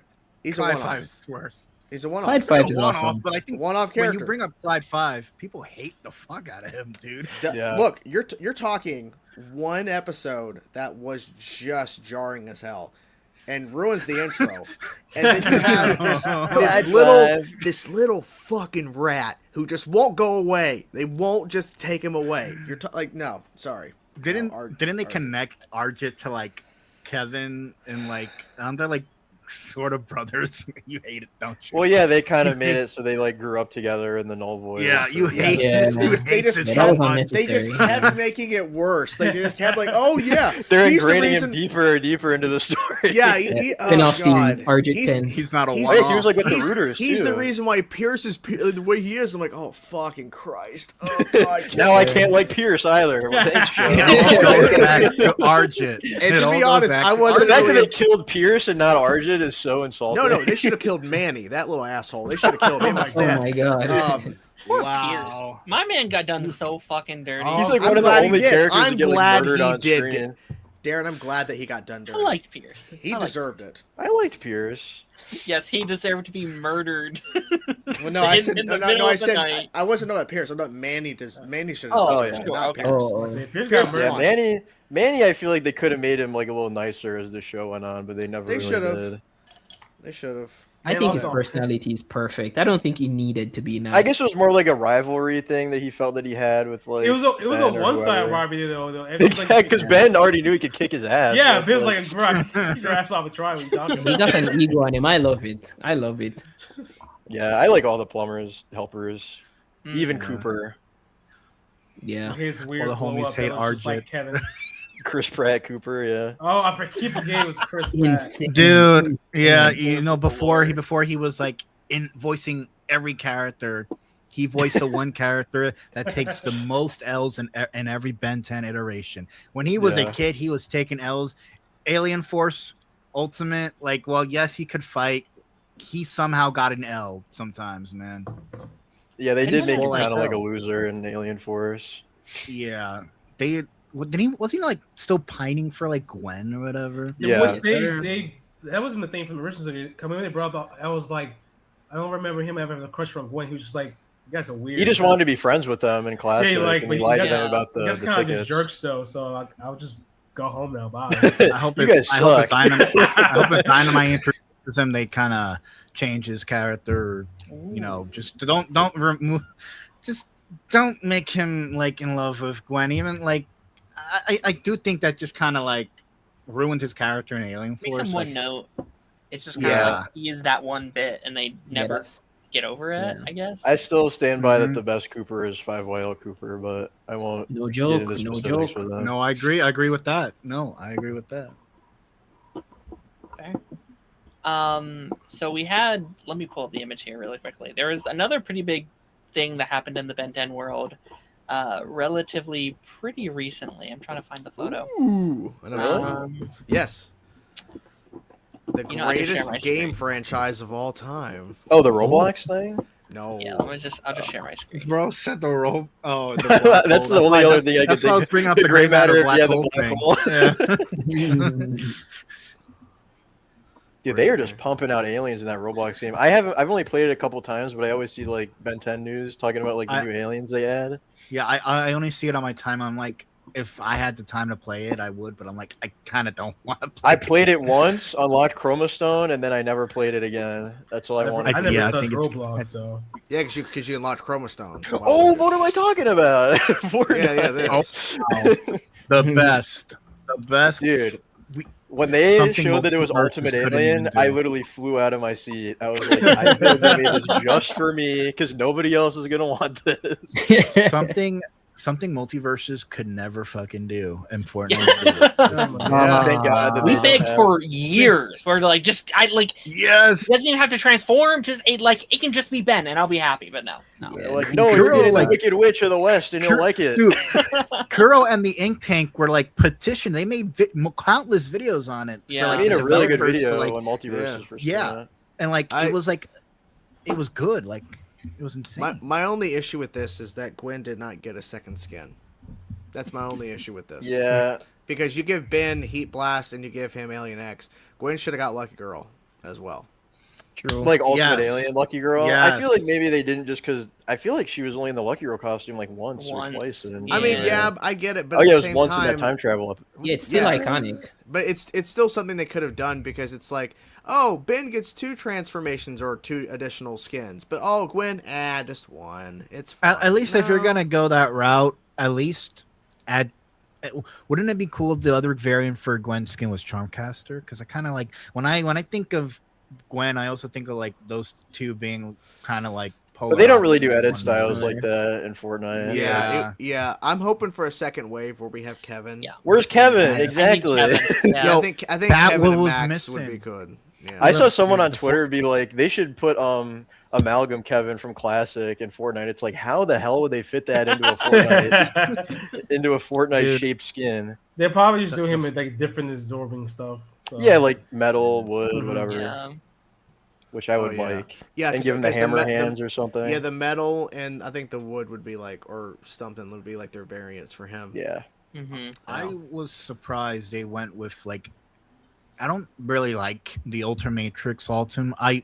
I get that people really like the. It looks like a cool watch, but like in terms of like Ben 10 watches, I always go OG Alien Force, and then like the Omniverse watch. I really don't like the Ultimatrix for many reasons. It gave us arguably some of the worst ultimates in my opinion. Besides Ultimate Echo, everything else in the Ultimate roster just is straight up like not appealing. They also never explained how you use it. Like that really bothers me that it just like activates like with his mind. There's no like button or anything. Oh yeah, for the dial. Yeah. I think they only did that for like lore reasons. Like I think they would have done Alien Force, but like you do have Heat Blast there, so you kind of have to justify. Yeah. And Omniverse would probably be too weird looking. Like the yeah, I don't think. Because then you would have had to change the whole dynamic of everything. So I think they're like, okay, just do Ultimate Alien if you can have Alien X and Heat Blast in there, and then you can obviously just have this version of Gwen as well. I'm surprised it went with Alien X because I would have went with like the OG. Like I would have went with like Heat Blast and maybe like Diamond Head or like Forearms. I would have went with like the classic roster because bringing. I think out Alien X makes sense like, because it's just like the most popular amongst people who he's don't kind watch of become Ben the 10. poster child recently. Yeah. Like I feel Probably- like when it comes. I also Yeah, know Squirrel his Talk. body type fits better for like a Fortnite. Right. He's This just is true. Forearms and Diamond They Head, probably like a didn't- little. any little Alien too big. Force alien would probably work in Fortnite. besides, Alien like, X Rainstorm. Alien X was probably the easiest to model too. I don't really. That's probably they probably took the easy route with like the character. They didn't really have to like design him much. Like the model is pretty easy and straightforward. Mm-hmm. I also feel like, you know, when you talk to Ben 10 fans outside of the fandom, people who don't know Ben 10, I feel like their association now is Alien X, just due to the like battle scaling and like the leveling. In the fandom. Yeah. Mhm. So I kind of get it. I kind of get why they did it. Yeah, that's your fault, Yeah, Kuro, if even you're though- watching. We see you, Yeah, man. because I love Kuro, but like even though like you watch the premiere episode of where Alien X appears, they overhype his appearance a lot. Yeah. I remember like the promos for it overhyping the alien, and he only turns into Alien X for maybe like a minute, and then throughout the episode we don't see him again until like maybe like what Ultimate maybe will bring him up. But I'm like, it's the most overhyped and most under-delivered episode, but like Alien X kind of stood out even though his appearance was kind of brief. Like I like it's just the promos for that episode still are ingrained in my memory, and I'm like, I really wish they just did not overhype it. It was for 1 minute, I'm like, I was more hyped when Cannonbolt came back than I was for Alien X. Yeah. You have to admit, Oh, I though, it's love that like moment. objectively funny that they hype him up and then he shows up and then 5 minutes later Kevin's like trying to stuff him in the trunk of his car. Like, Yeah. I'm like, great. This is the best appearance ever. It's just a black figure-esque alien just being stuffed into a trunk. I mean, from like a writing perspective, I think they didn't really have much of a choice with how they had to deal with Alien X. He's quite literally a Deus Ex Machina because he can just do anything. If you get written into a corner, oh yeah, just turn into Alien X and you're good. You know, so they kind of had to super nerf him and put him in a spot where we can't have been using this. That's kind of why I like man, that's a spoiler. Never mind. I'm gonna talk about 5YL and what they reasoning for it, but I don't want to spoil it too much. So yeah. No, I know what you're talking about. I mean, like you could kind of infer that even in like the Prime continuity as well. Mm-hmm. That was a thing in Omniverse where it was like, I didn't appreciate that he could just use Alien X whenever towards the end and only did it like that one time. It was like, I mean, I get why, but it's like I feel like they could have given Ben like a personal reason why he doesn't do it as much. With the final version of the Omnitrix again, like Asmus put a bunch of safe locks on that watch, so a lot of things were put in place so like Ben was freely able to turn to Alien X without consequence. Ghost Freak, he can turn it to Ghost Freak without it being like a whole thing. Like I like the Omniverse Omnitrix for that reason. Like it's one of my favorites, and I wish it was used in Fortnite. But I get it.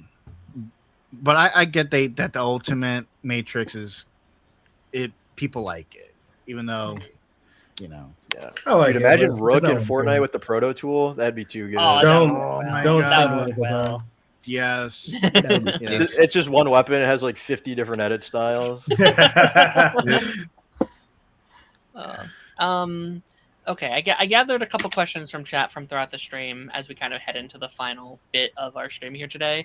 And of course, guys, if you have any final questions you want to ask the panel here, probably go around 20-25 more minutes and then we'll start wrapping this up here.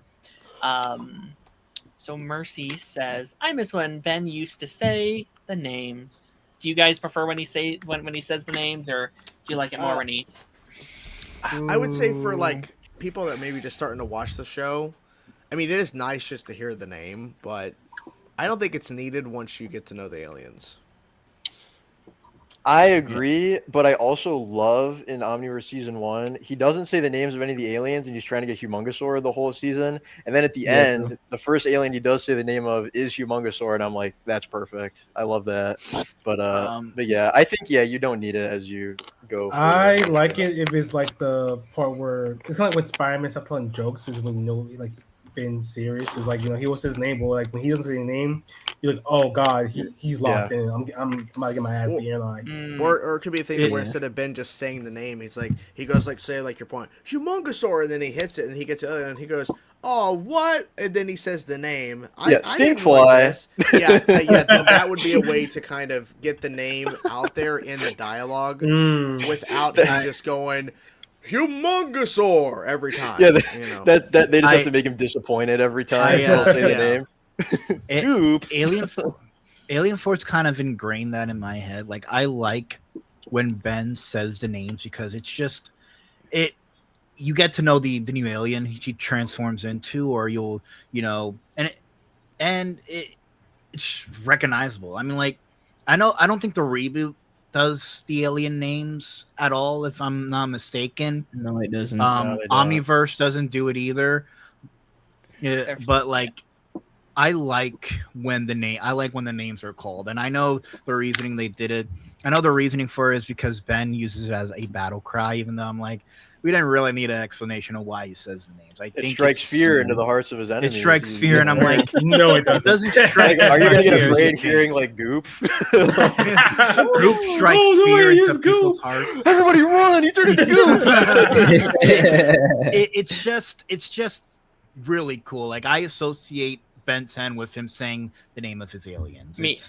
I'm very like nostalgic with it, like, and I think maybe as like an autistic kid growing up, it was the same as like when Power Rangers says Morphin Time, or like Turtles says like Cowabunga. Like I'd be out in my front yard just screaming the names of these aliens. It's just like ingrained in my like osmosis as a kid. So while I think it's good they moved away, I will forever have such a nostalgia with just like Humongosaur. Yeah, I'll be walking around my house just saying Humongosaur sometimes. Absolutely. All right, next one here. I need Ghost Freak to be the 11th alien. So I wanted to use in the this comic. I don't know. They're not. I wanted to use this comment as like a bridge to be: should we get more than 10 aliens at a time? Should we stick with the 10 for a while? And if we do another one, what should be our 11th alien? Well, I'm pretty sure. I mean, I think they said we're gonna see like more. I don't know if it's gonna be like the reboot where they have to swap it out. Like, no, I'm pretty sure they said that he's not confined to just 10 off back. Okay. I could be wrong. But I think you're right. I remember him saying something like that. Yeah, Duncan did say everything's in there. Yeah. Oh yeah, Which is crazy. Right. If he hits Alien X too early, he's screwed. You think Duncan's listening? Yo, Duncan, if you're listening, man. Duncan, tell us Gravitak is the 11th alien. Tell us Blocks is coming back, yo. I'm just gonna say please. that. I would love Gravitak in this comic. This is so random, but I feel like he'd be so cool. My favorite Omniverse alien was it Kickin' Hawk? I love Kickin' Hawk. He's so underrated. Kickin' Hawk, man. Oh man. I do think Ghost Freak works better as a scare. I just don't really like in the original series. What was like Ghost Freak like used for? Ben used it for like what? Possession and like to go through walls. Sneaking around usually too. Yeah. He can turn invisible. It was never really like a combat heavy alien, but it was useful in certain situations. When I think of Ghost Freak now, I kind of just care. It's more of for a scare. It's not. Yeah. It's more of a villain. I really don't really like seeing it as a transformation as much as I used to. Well, especially after Big Chill existing for like so long. Big Chill is better. I would choose Big Chill any day over Ghost Freak just from like a practical standpoint. Big Chill is multi-versatile. He has the same powers as Ghost Freak and has ice. I mean, like, it's the double threat that Big Chill like has. Well, besides that, you hear the pop out kids every couple of years. But, that's also the disadvantage of being Echo. It's like, why ever choose Ditto when you can do Echo and do the same thing? Because he's the cutest alien around. Yeah. Wait, didn't they say in the show like Ball Weevil was like Ditto is like Ben's #1 cutest alien, I think is what they said. Right. Yeah.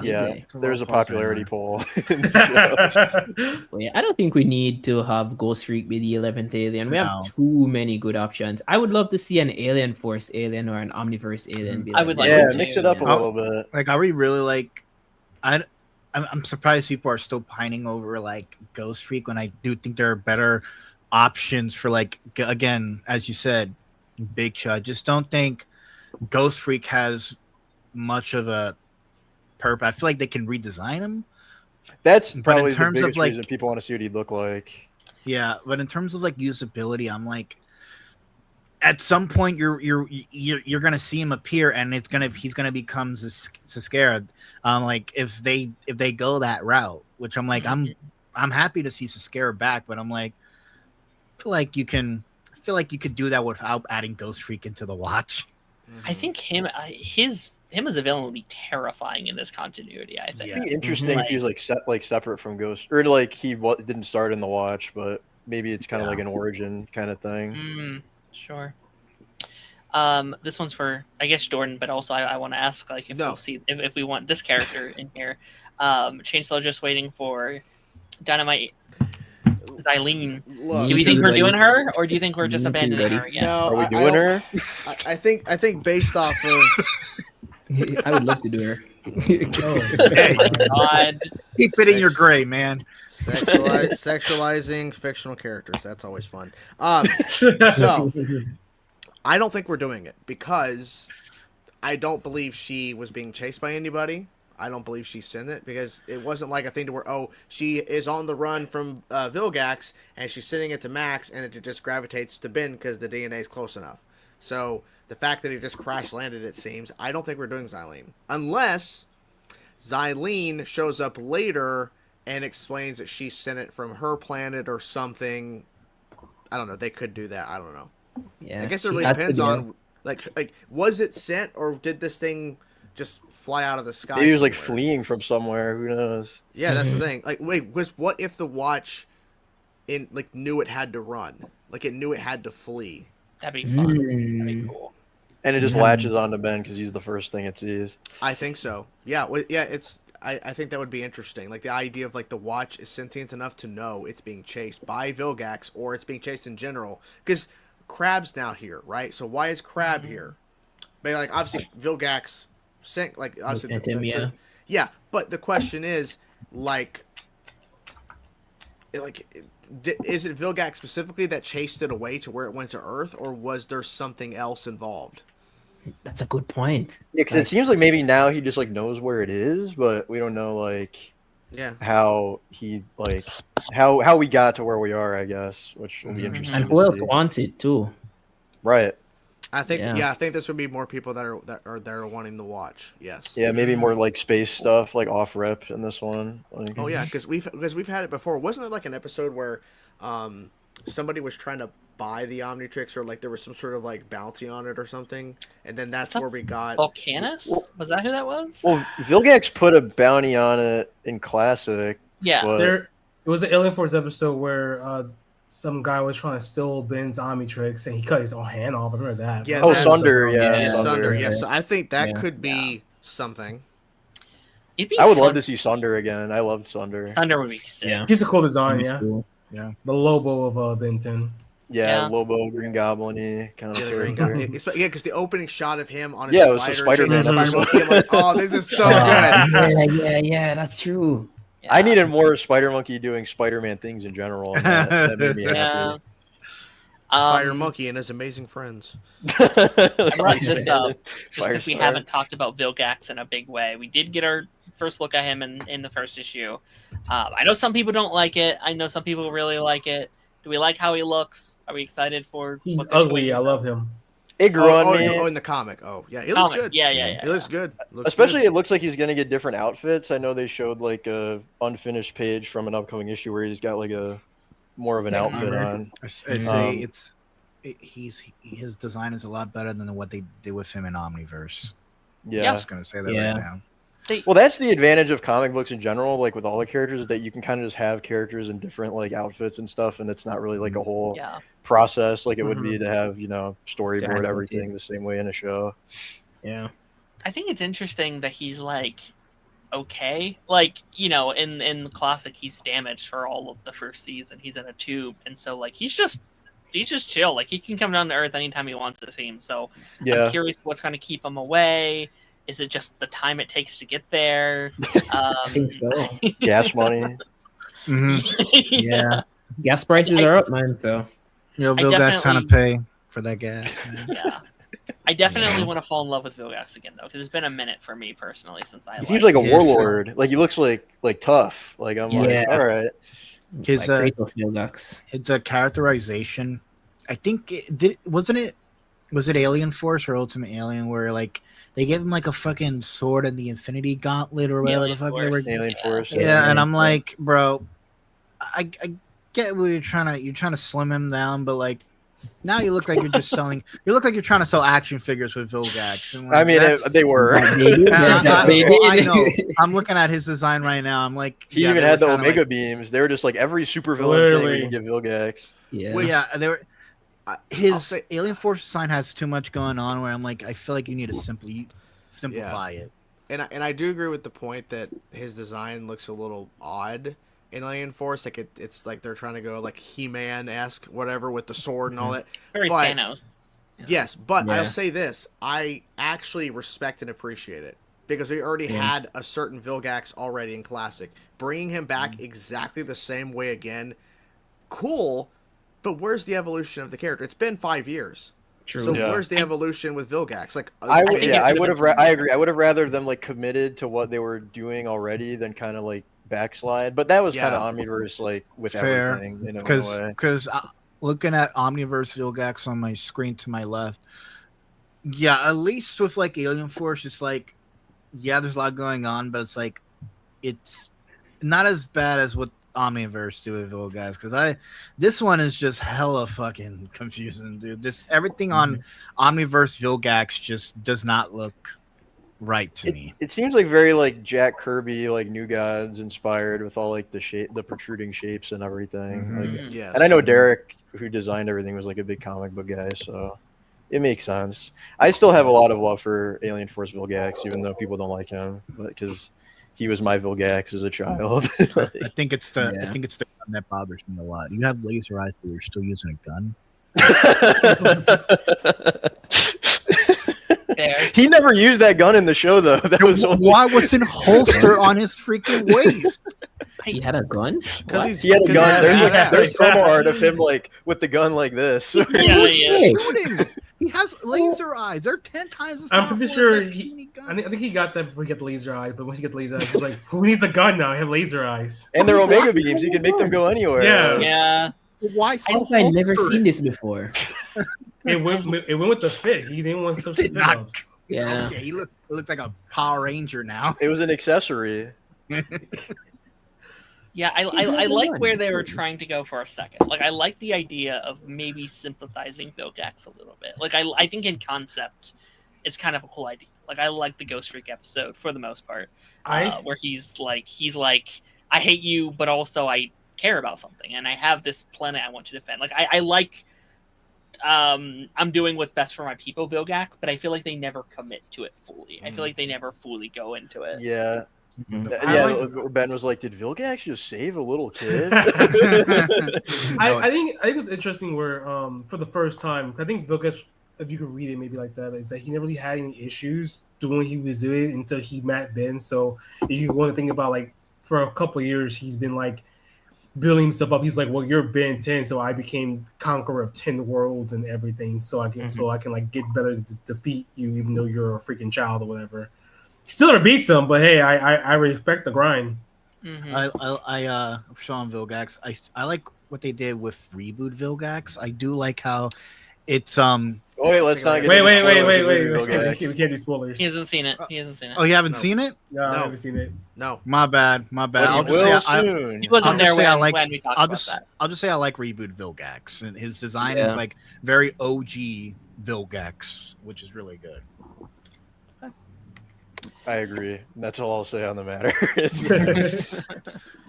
Now, does he say, "Give me the Omnitrix"? A lot. Yeah. Okay, so then I will fucking love him. He really wants that thing. That is a bit. Voiced by Yuri, which is really crazy. That is a bit on my. That's a bit on my channel. Whenever I do live streams or Vilgax comes up in the comments, give me the Omnitrix. It's the constant bit because that's all he says all the time. So like Yuri's like Yuri does like a role reversal with like he voices Vilgax in the reboot, which is crazy. Mutant Alien. Don't know yet. If they go straight magic for Gwen, I want them to just make Kevin a mutant. And I feel like it's good for world building. Like if you've got like magic and clowns and whatever the hell, it's like man. If Cooper can exist, I think Kevin can be. Bring in the clowns. If it's not broke, don't fix it. That's true. But also, like, I loved Agrigor, and I love the idea and the concept of him. So I feel like if you take away the mutant stuff, it's harder to do Agrigor unless you really change it. Yeah, but I'm not expecting them to even get to Agrigor. Yeah, I don't think we'll ever get to Agrigor. Is Kevin is Asmosian? Is that correct? Yeah. And now, knowing what we know used to now, be an Osmosis. Then they knowing don't even get me started. I could talk for 5 hours about it. Knowing what we know let's start. Knowing what we know now about like Osmosians, I do hope they take that canon into Kevin, and like they also kind of give him like a backstory and stuff like that, because in like the OG series, isn't he like and just one backstory? Yeah, like in the OG series, he's just one and just stick with it. Because in the OG series, he's kind of like introduced, and like we don't know much about him because he teams up with like Vilgax for like an episode, and I'm like, his motivations don't really, because what is Kevin gonna do with the Omnitrix? Vilgax has more of like idea in mind for what he's gonna do with the Omnitrix, but like. They team him up with like Vilgax, and it's never really like clear why he wants the Omnitrix. Well, that was the deal that they had, was the Kevin once Vilgax get the Omnitrix off Ben, then Kevin can like murder him or whatever. And Kevin didn't want the Omnitrix. He literally wanted he wanted to murder Ben. He's like, I'm gonna just beat him up. That's all I want. You can have the homage. I don't care about this watch. I don't blame him. He shot him into space. Kevin was on his hater stuff. You know what? I respect that. Yeah, he was a mean boy. Yeah, he was a mean boy. Mean boy. I hope they keep the diversity with that kind of stuff. I don't like Kevin being an alien. I think Kevin being a mutant makes more sense. I want Magic Gwen. The other day I rewatched the Ben 10,000 episode, the first one in Classic, and I was like, seeing Magic Gwen cast elemental spells and using martial arts and shit. I'm like, dude, why did we get freaking pink glass shields after this? It's just so shields and bubbles and I miss the spell book. I miss Magic Gwen a lot. The spell book kind of like made her stood out. Like Alien Force, like the magic, it's fine, but I'm like, I kind of like the idea of like Gwen learning to use new spells every episode to like kind of like fight the bad guys. That's what I liked about the original series when they introduced her powers. I like they try to start bringing it back a bit, but I think at that point it was a little nice, but it was like, all right, well, it's a little too late, but I mean, I'll still take it. They were kind of doing the classic like Omniverse compromise, where it's like she's still an alien, but she's like more ingrained in like the world of magic, because she's at that school. So it's like kind of did the same thing with Kevin, but a little bit crazier. But yeah, I don't know. I'm very nostalgic for the Anodite Gwen, if I'm being honest. Right, like Verdona and everything. I still like that episode a lot. I think there's a lot of lore you can do there. I like the idea of Sunny. I don't like what they did with her, but I like in concept. I like her having like a star, like a Blackfire equivalent. I think that's a cool idea. And I don't know. I kind of like the combination, and like maybe the idea could be like her alien abilities is what helps her become easier with the magic, and it helps her guide her through that, having already this like mana gene within her. Like I think there is a way to do both and do it right, but it was more so like every series, we're just going to retcon it again, we're going to change it again. And I again, if they do that, it needs to be more streamlined, I think, for the whole thing, I'd say. And I hope that they do, since it's just going to be a continuous, hopefully just keep continuous comic where we're not going to have, it's Ben 10 Alien Force in this version, and we're going to make some changes. I think it's just going to be called Alien Ben 10 Squad. Yeah, no, Alien actually follow, if they're gonna do more interesting stuff with like Gwen, I do think maybe, and I hope one of the issues she gets powers or is discovered or she's an alien, or just right off the bat just do it like with like now knowing what we know now about like here's like, to me this would be a great way to do it. You have Hex and Charmcaster in an issue, and whether it's a 2-issue arc or whatever, and at the end of that issue Gwen reveals, because it's like not really shown, but then she has in the back of the rust bucket, she has her book, the magic book. I'm like, and that'd be a great way to kind of I would like something like that. Yeah, that would kind of end. Okay, we're leading toward magic. That's where we're going. That'd be a cool way. What if they go Lucky Girl with it? Maybe they change it up and make her lucky. Someone said earlier, keep her as Lucky Girl. She's throwing hands. She's just fucking beating shit out of people. Because she has a lucky charm. She has the charm that makes her lucky. I'm like, I wouldn't be opposed to that. Especially if they give Ben a secret identity as well. I feel like, and Grandpa Max is already like incognito as himself. It's like, I feel like if they do get Gwen in there, it's like, have her be Lucky Girl. I think that would be fun.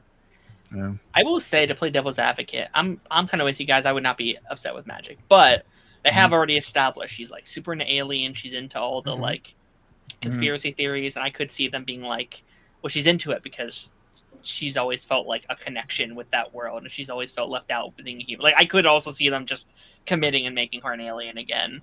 Or they just make her like a plumber. She's like, sure, I'd be down for that too. I don't think that would be nearly as cool, but like with the conspiracy theory thing. Yeah, they say that, and then they actually just show she just likes plumbing. She just like so like, oh yeah, you guys thought. They'd start playing games with us, as they should. Just because they know everyone's theorizing on what they're doing. Oh yeah, I would like if they did some kind of self-aware stuff like that, where it's like plumbers. But no, I do hope they keep the plumbers in some capacity. Yeah, I'm excited for the exploration on plumbers in this world, especially with how like military built it is already. Like again, I'm so curious. Like, what is the history of Grandpa? Is he currently still a plumber? Which I'm kind of that's kind of the vibe I've been getting. Like the way he has all the stuff in his truck and how coy he's been. I'm like, he could just still be doing it. Like he could. Like this could taking a break for the summer. I mean, this could actively be an undercover mission for him, and he's like using his grandchildren as a way to like get closer. I would like that a lot. Like I was saying earlier, like if they kind of made it more like morally like questionable, like Grandpa Max kind of like setting up these events to happen. I think that'd be interesting. Like kind of like the Ultimate Weapon episode in Classic, where he's trying to get the sword and he's kind of like only thinking about that and like ignoring the kids. So like, I hope they dive deep into like, or at least kind of show Max's history as a plumber. I think one of my favorite episodes of the original series is I think it's called The Secrets Revealed, or it's something with the word secret in it. Truth. Is it Truth? The Truth. It's something like that. But like, it's the episode where Max finally comes clean to his like to Gwen and Ben about his past life, and it's a character changing episode because like the characters are now closer to Grandpa Max and they understand the gravity of the situation and like what he was trying to do, and like there's hints of it before that Grandpa Max knows that more than he's letting on. But like that episode kind of like just brings it all together. Now it makes them more of a trio of a team together. Sure. Yep. Alrighty. I think with that being said, that is going to kind of start bringing us to the end of the show here. I don't want to keep you guys too crazy long here today. I want to thank all of you for joining me today. This is always like some of my favorite streams to do every year. Shout out to our buddy Dan as well, who couldn't make it here today. We miss you, Dan. It's always a pleasure. Miss you, Dan. Yes. Shout out to Dan. Miss you, bro. And we'll go one by one, and I want everyone to have a chance to say, what they got working on, or if there's anything they would like to shout out. SMV, do you got anything that you're working on that you'd like to shout out? Not at the moment. I mean, just my Twitter, SMV of Heroes. I'll be talking about the issues on there as they come out, obviously. He's got hot tweets, y'all. I'm just saying. Sometimes they catch a little fire. Who knows if I'm lucky? But yeah, I talk about Ben 10, comic books, movies, anything really that I'm interested in. So amazing. Gray Matter. I am working on lots of stuff. Mostly just talking about fan Omnitrix stuff and fan created Ben 10 projects, and of course the mainline comic too. And I've been getting into Gameoverse. I don't know if any of you guys have seen Gameoverse. I have, and I've heard of it. Yeah. Yeah, Twitter's crazy. I don't blame them. I don't blame them.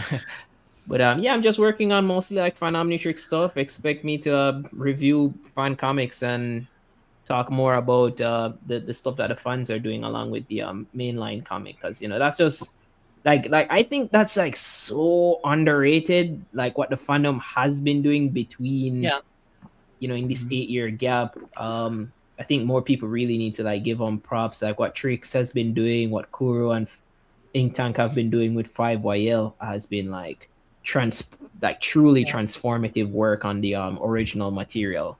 Like stuff you wanted to see in Classic, these guys are doing it, and probably doing it way better than what we might have even gotten. So I talk about a lot of that. Yeah. Amazing, man. Go check out his stuff. Jordan, what you got working on, man? Nothing good, right? No. Going to the reboot? We're done with the reboot. 6 episodes into reboot. I'm probably going to react to episodes 7 and 8 tomorrow. I don't even know what they are. Actually, I need to reach out to find out what they are. To know for sure, to make sure I don't watch any kind of order. Other than that, I mean, Chainsaw reacts everywhere.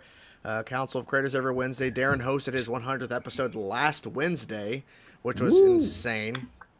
But yeah, so that's pretty much it, Just go follow me, support me, please. I need you.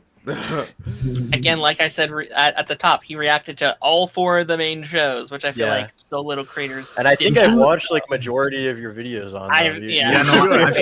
You better have liked every single one of them. I probably have. Yo, you're gonna get a bunch of lot of stuff. I won't spoil anything, but there's a lot of stuff in the reboot that I'm excited for you to see. I also watch your video. You're gonna get a lot of notifications of me just liking all your stuff. Just so you know that. Appreciate it. Dez, what you got working on, bud? I got nothing. Being adult sucks. I will try to be more vocal on Twitter, but like I said, being adult sucks. If anyone wants me to hop on and talk about Benton, I'm always ears. I love yapping about anything that I love. So if you want me on to talk about, hey, I got this idea for a video, hey, I'll be there. I promise. Any excuse to talk about Ben 10. Any excuse. It's really hard to talk about Ben 10 in my personal life because now everyone's like, Spider-Man, this and that. Ben 10. Oh yeah, I watched that a couple years ago, but only watched that a couple years ago. Have not, have a collection and all this other stuff going on in my life. So anytime hit me up on my Twitter, Des, and I'll hop on. I'll do anything. I'm free. Absolutely, man. And Ramen, what you got working, man? What you got coming up? A lot of things. I'm Ramen Retro on YouTube. I make video essays on like video games and stuff like that. But I'm actually currently developing a Ben 10 comic with my artist AK9K. It is a Ken 10 comic. So it's Ken as a kid, and it's called Ben 10. It's called Ken 10 Legacy of a Hero. So it's like Ken taking the role of like becoming a hero and stuff like that. You can find all that stuff out on Twitter. There's bios, there's cover art. I released alien designs and stuff like that. But like, yeah, pretty much working on that. Issue 1 is pretty much written, so like we got that done. But yeah, I'm working on a lot of projects. I'm one to just keep myself busy, but yeah, I'm working on that and YouTube videos. So yeah. Hell yeah, man. Go check out all of these creators. I'll have all of their channels linked down below once this officially uploads up to whatever, all the stuff. Go check out them all. And then I will shout out this one comment that says, Darren, did you get recognized by one of the people who worked on Ben 10? And yes, we did get retweeted by Duncan right before the stream, or a couple hours ago. And I was our God. I was like, that can't be real. Oh no, it's real. All right, that's cool. I think I know why. I think he follows. He follows me on Twitter. Yeah. Oh. Right. If I'm not mistaken, I think he follows me on Twitter too. That's a huge flex. I'm still jealous. working towards that, guys. Don't rub it in. When that was shared, I'm like, oh, that's cool. And then I went to like through my notifications. It says, Duncan has liked a tweet that you were featured. And I'm like, oh, okay. So I don't know. In my head, Duncan is just always like sifting through like keyword Ben 10. Like this looks cool. A lot of those Ben 10 people on like on all socials, like they're really in tune with the fandom. Mm-hmm. Yeah, it's good to hear. Yeah, which is why the comic seems to be as good as it is so far. Knock on wood. Yeah, mm-hmm. Yeah, man. Yeah, but yeah, it's a pleasure like always. I'm excited to do this again once we have like more of the comic to actually go in and talk about. I feel like next time we do this, there'll be more source material to actually go through. And when Kevin gets in Fortnite, get the comic, y'all. If you don't get this comic, I'm gonna send Jimmy on all of you guys. That's brother. Jimmy will expose you. Jimmy will expose you, y'all. Jimmy knows where you live, and he's not afraid to tell.